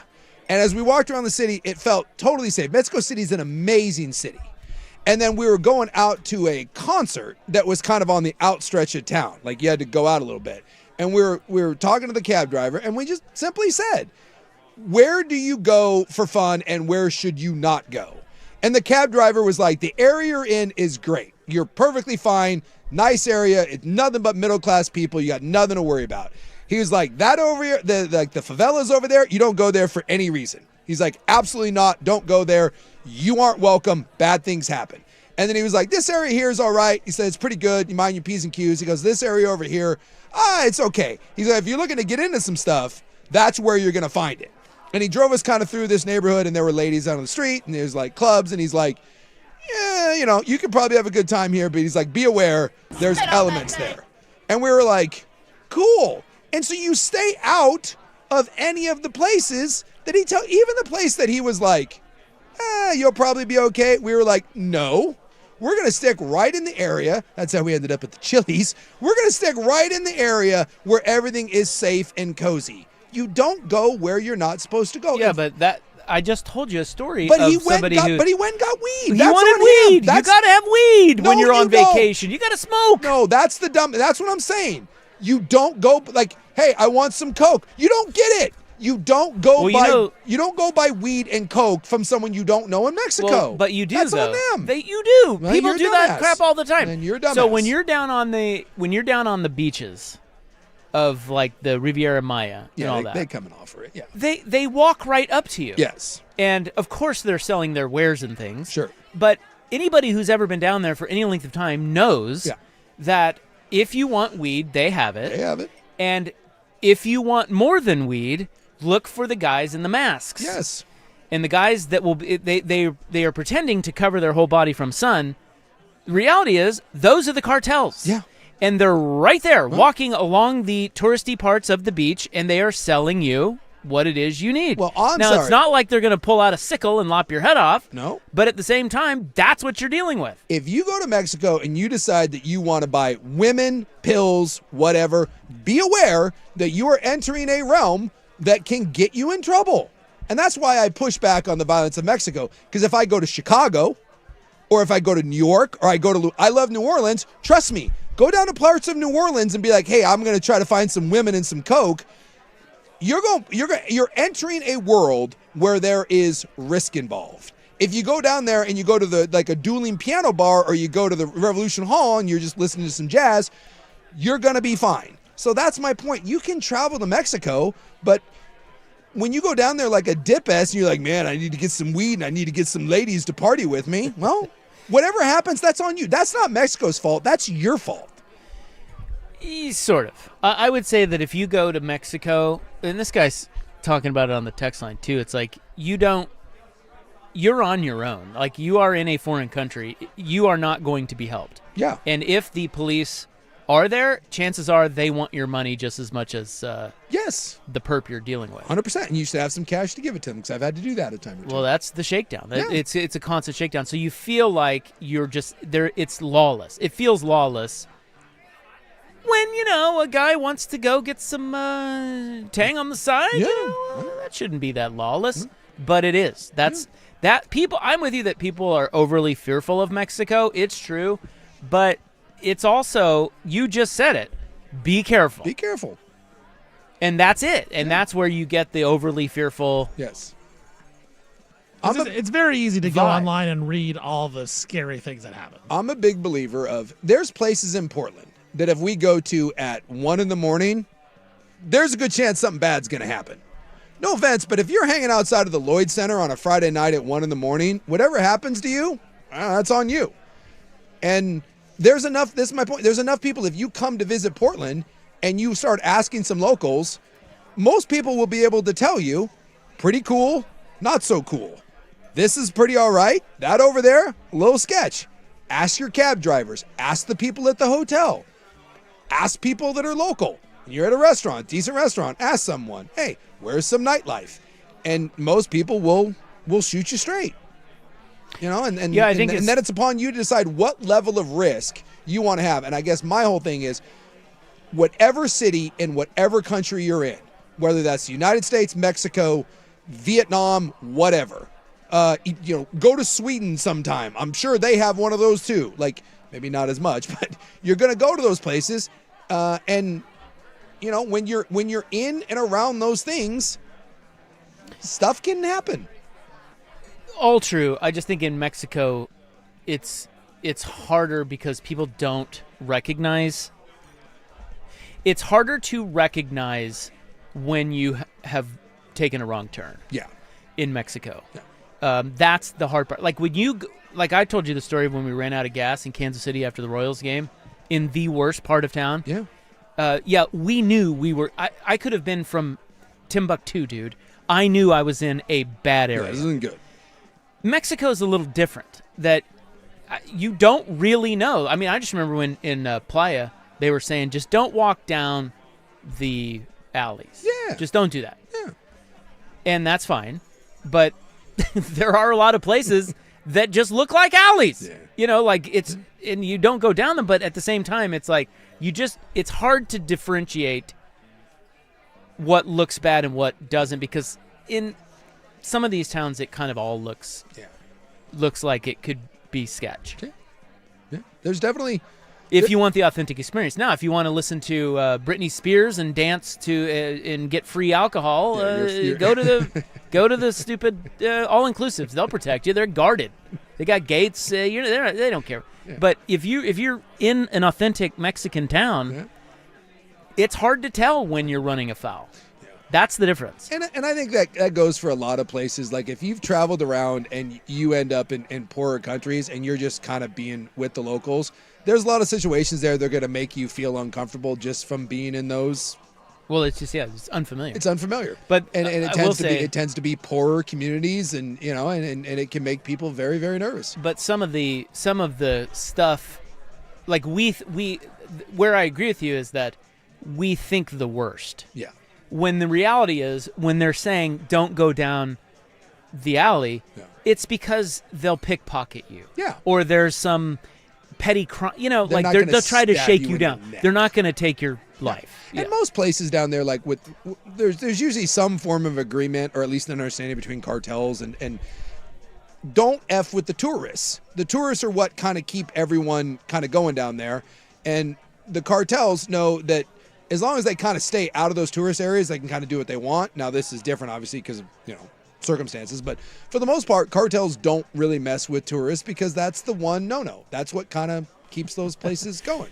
So don't go where you're not supposed to go. And that's true for most places. But again, the not supposed to go is hard to identify. Yeah. It's harder there than it is here, and that's what gets people in trouble. Yeah. Here's a text that says, we got blow in Mexico a couple times. One was through a gringo guy that was our driver for the week. The other was some guy and his wife and his kids in the car. All right. Well, that's good. It is true. Like, if you're going to buy weed, I would buy weed or something off of the guy that's roaming the beach, as opposed to, I would never under any circumstances go to hey, let me drive you to this place so you can go buy some weed and coke in Mexico. Hey, how about no? Well, what are you going to do if you ask and they're like, yeah, I got you. And now what? What are you going to do? Like, stop the car? Well, no, I wouldn't get in the car under any circumstance. Well, but he was saying, are you talking about this buddy of mine story? Well, I guess, yeah, he was already in the car. He was just asking. Yeah. And then the guy, he shouldn't have asked. But the fact that he did led him down this whole rabbit hole. How the hell is he supposed to get out of that? Like, you just, he made the mistake of asking. At that point, when we started driving, I'd be like, dude, here's $50 to drop me off right now and forget that I was ever in this car. Or you just open the door and shove your wife out and dive out after her.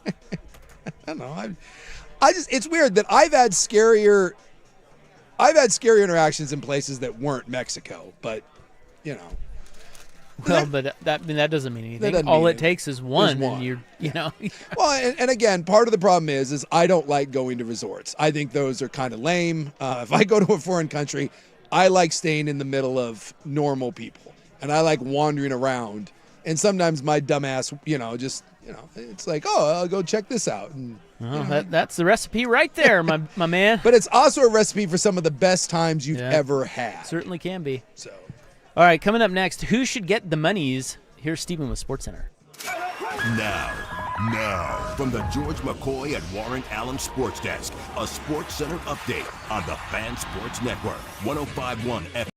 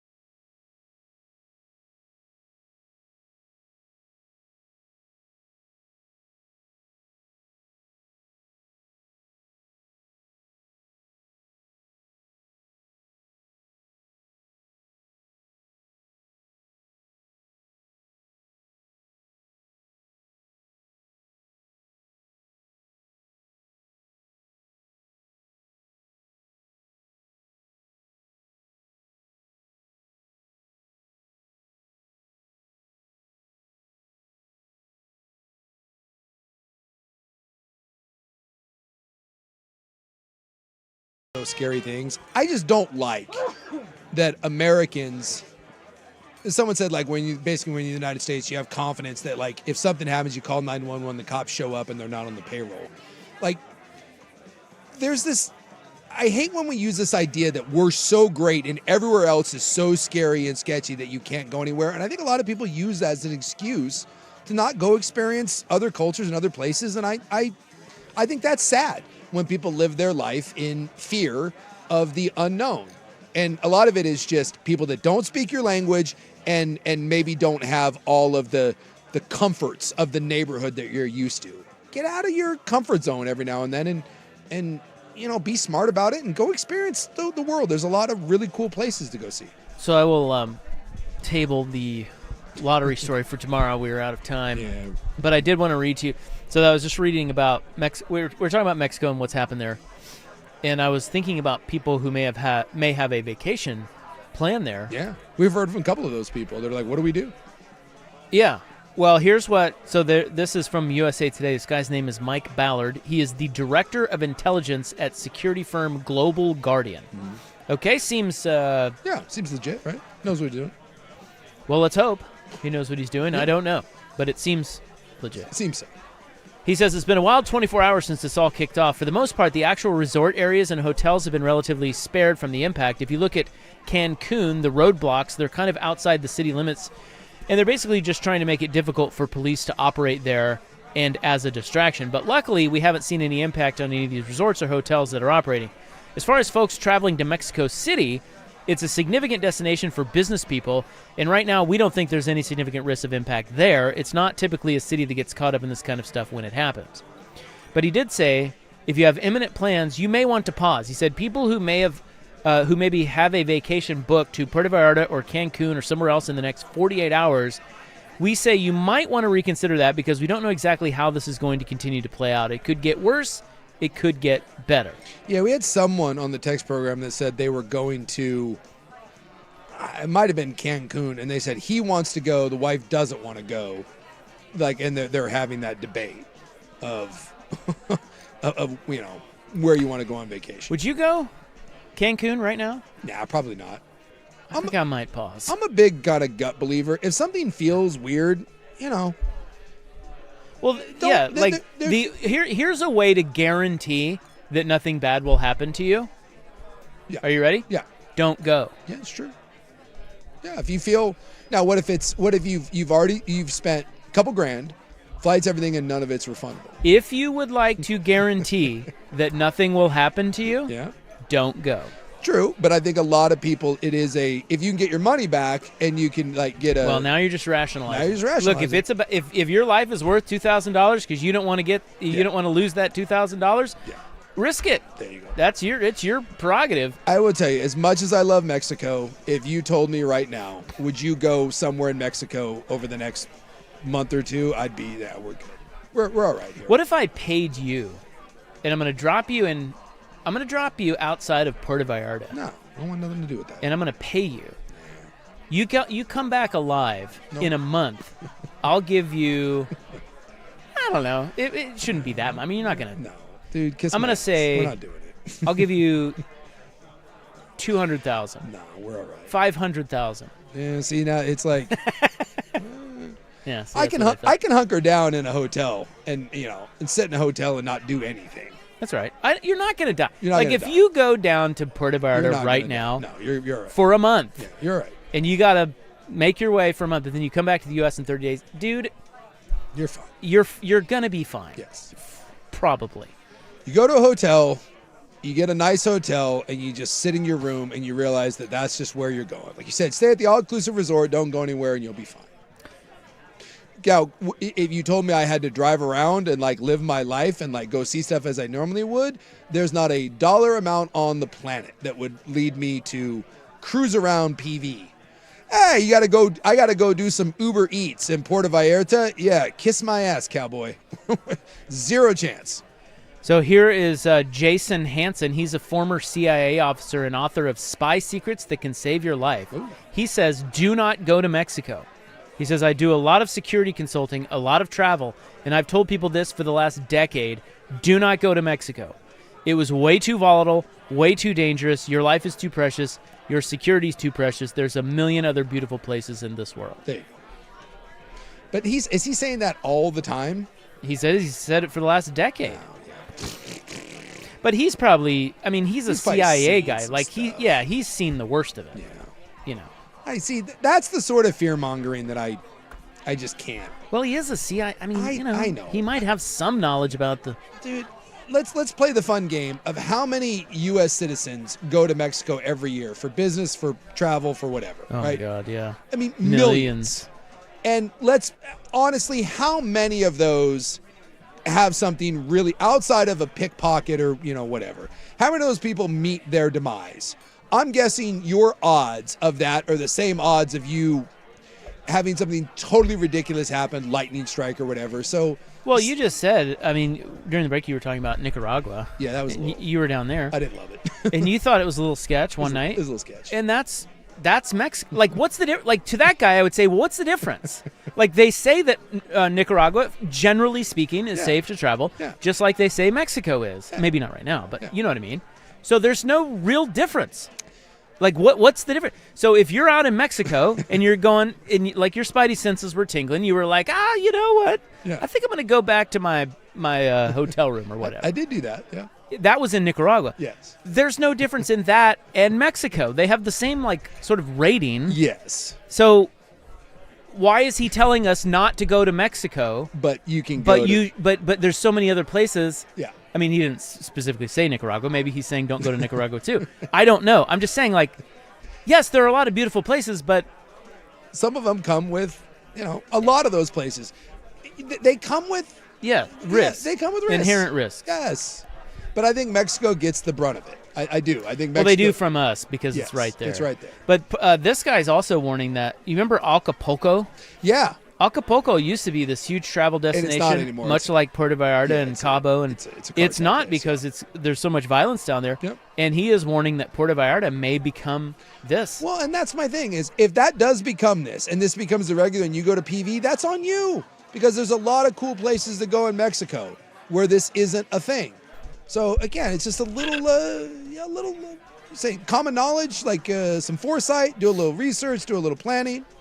And if you are down there, again, I was on my little scooter, had my little tank top on, was cruising around, the city I was in Nicaragua. I did. A lot of people staring, a lot of people not giving me the friendly eyes, and I was like, let's probably just go back to the hotel. Roll them up. Roll them up. You can't. Yeah, I rolled out. I was like, because I was thinking about going into like a cool dive bar or whatever. Yeah, I turned around. I was like, Again, I got a vibe, and I would get that anywhere, no matter where I'm at. If you get a vibe that's like, hey, it's probably not a good idea to be, then trust yourself. We have instinct for a reason. It's like, this is not. I don't like the way that guy's looking at me. Well, I think to your point, that's what a lot of people are saying about Mexico. Yeah. Right there. They get that feeling sometimes. All right, we got to go. We will wrap it up next on The Fan.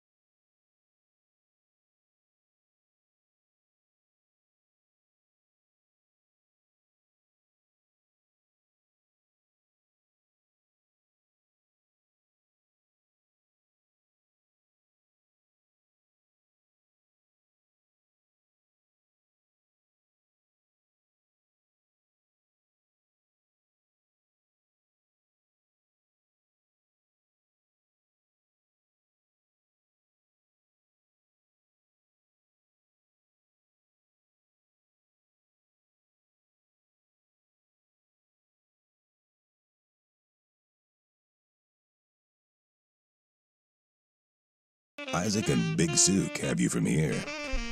All right, good little college ball game brewing there with Kansas and Houston. Is your guy playing? Yeah, he's out there doing his thing. Although they only have 29 at half, but they're winning. Well, Houston will have these sorts of games. Yeah, they drag you in the mud, don't they? Yeah. All right, everybody have a great night, okay? We want that for you. Rock chalk. Yeah, rock chalk indeed. Forget the wallet of one Stephen Vaughn, who's bet against us tonight. I would normally root for that, but not tonight.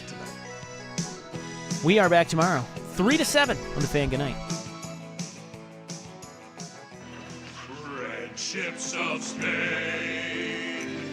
Red ships of Spain.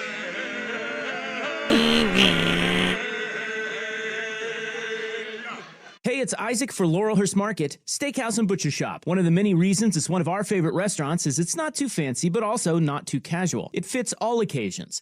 Now, they certainly don't compromise on steak, that's for sure. Their meat is as good as you'll find anywhere, but we want you to know they put the same level of care into their seafood, veggies, chicken, side dishes, and a stellar array of artisan cocktails, wine, and local beers. Give Laurelhurst Market a try. See the full menu and what's in the case at laurelhurstmarket.com. Laurelhurst Market, more than just your friendly neighborhood steakhouse. If you're considering new construction and want it done right and fast by a team that's focused on innovation, collaboration, and creativity, you want Mods PDX. At Mods PDX, we craft beautiful, sustainable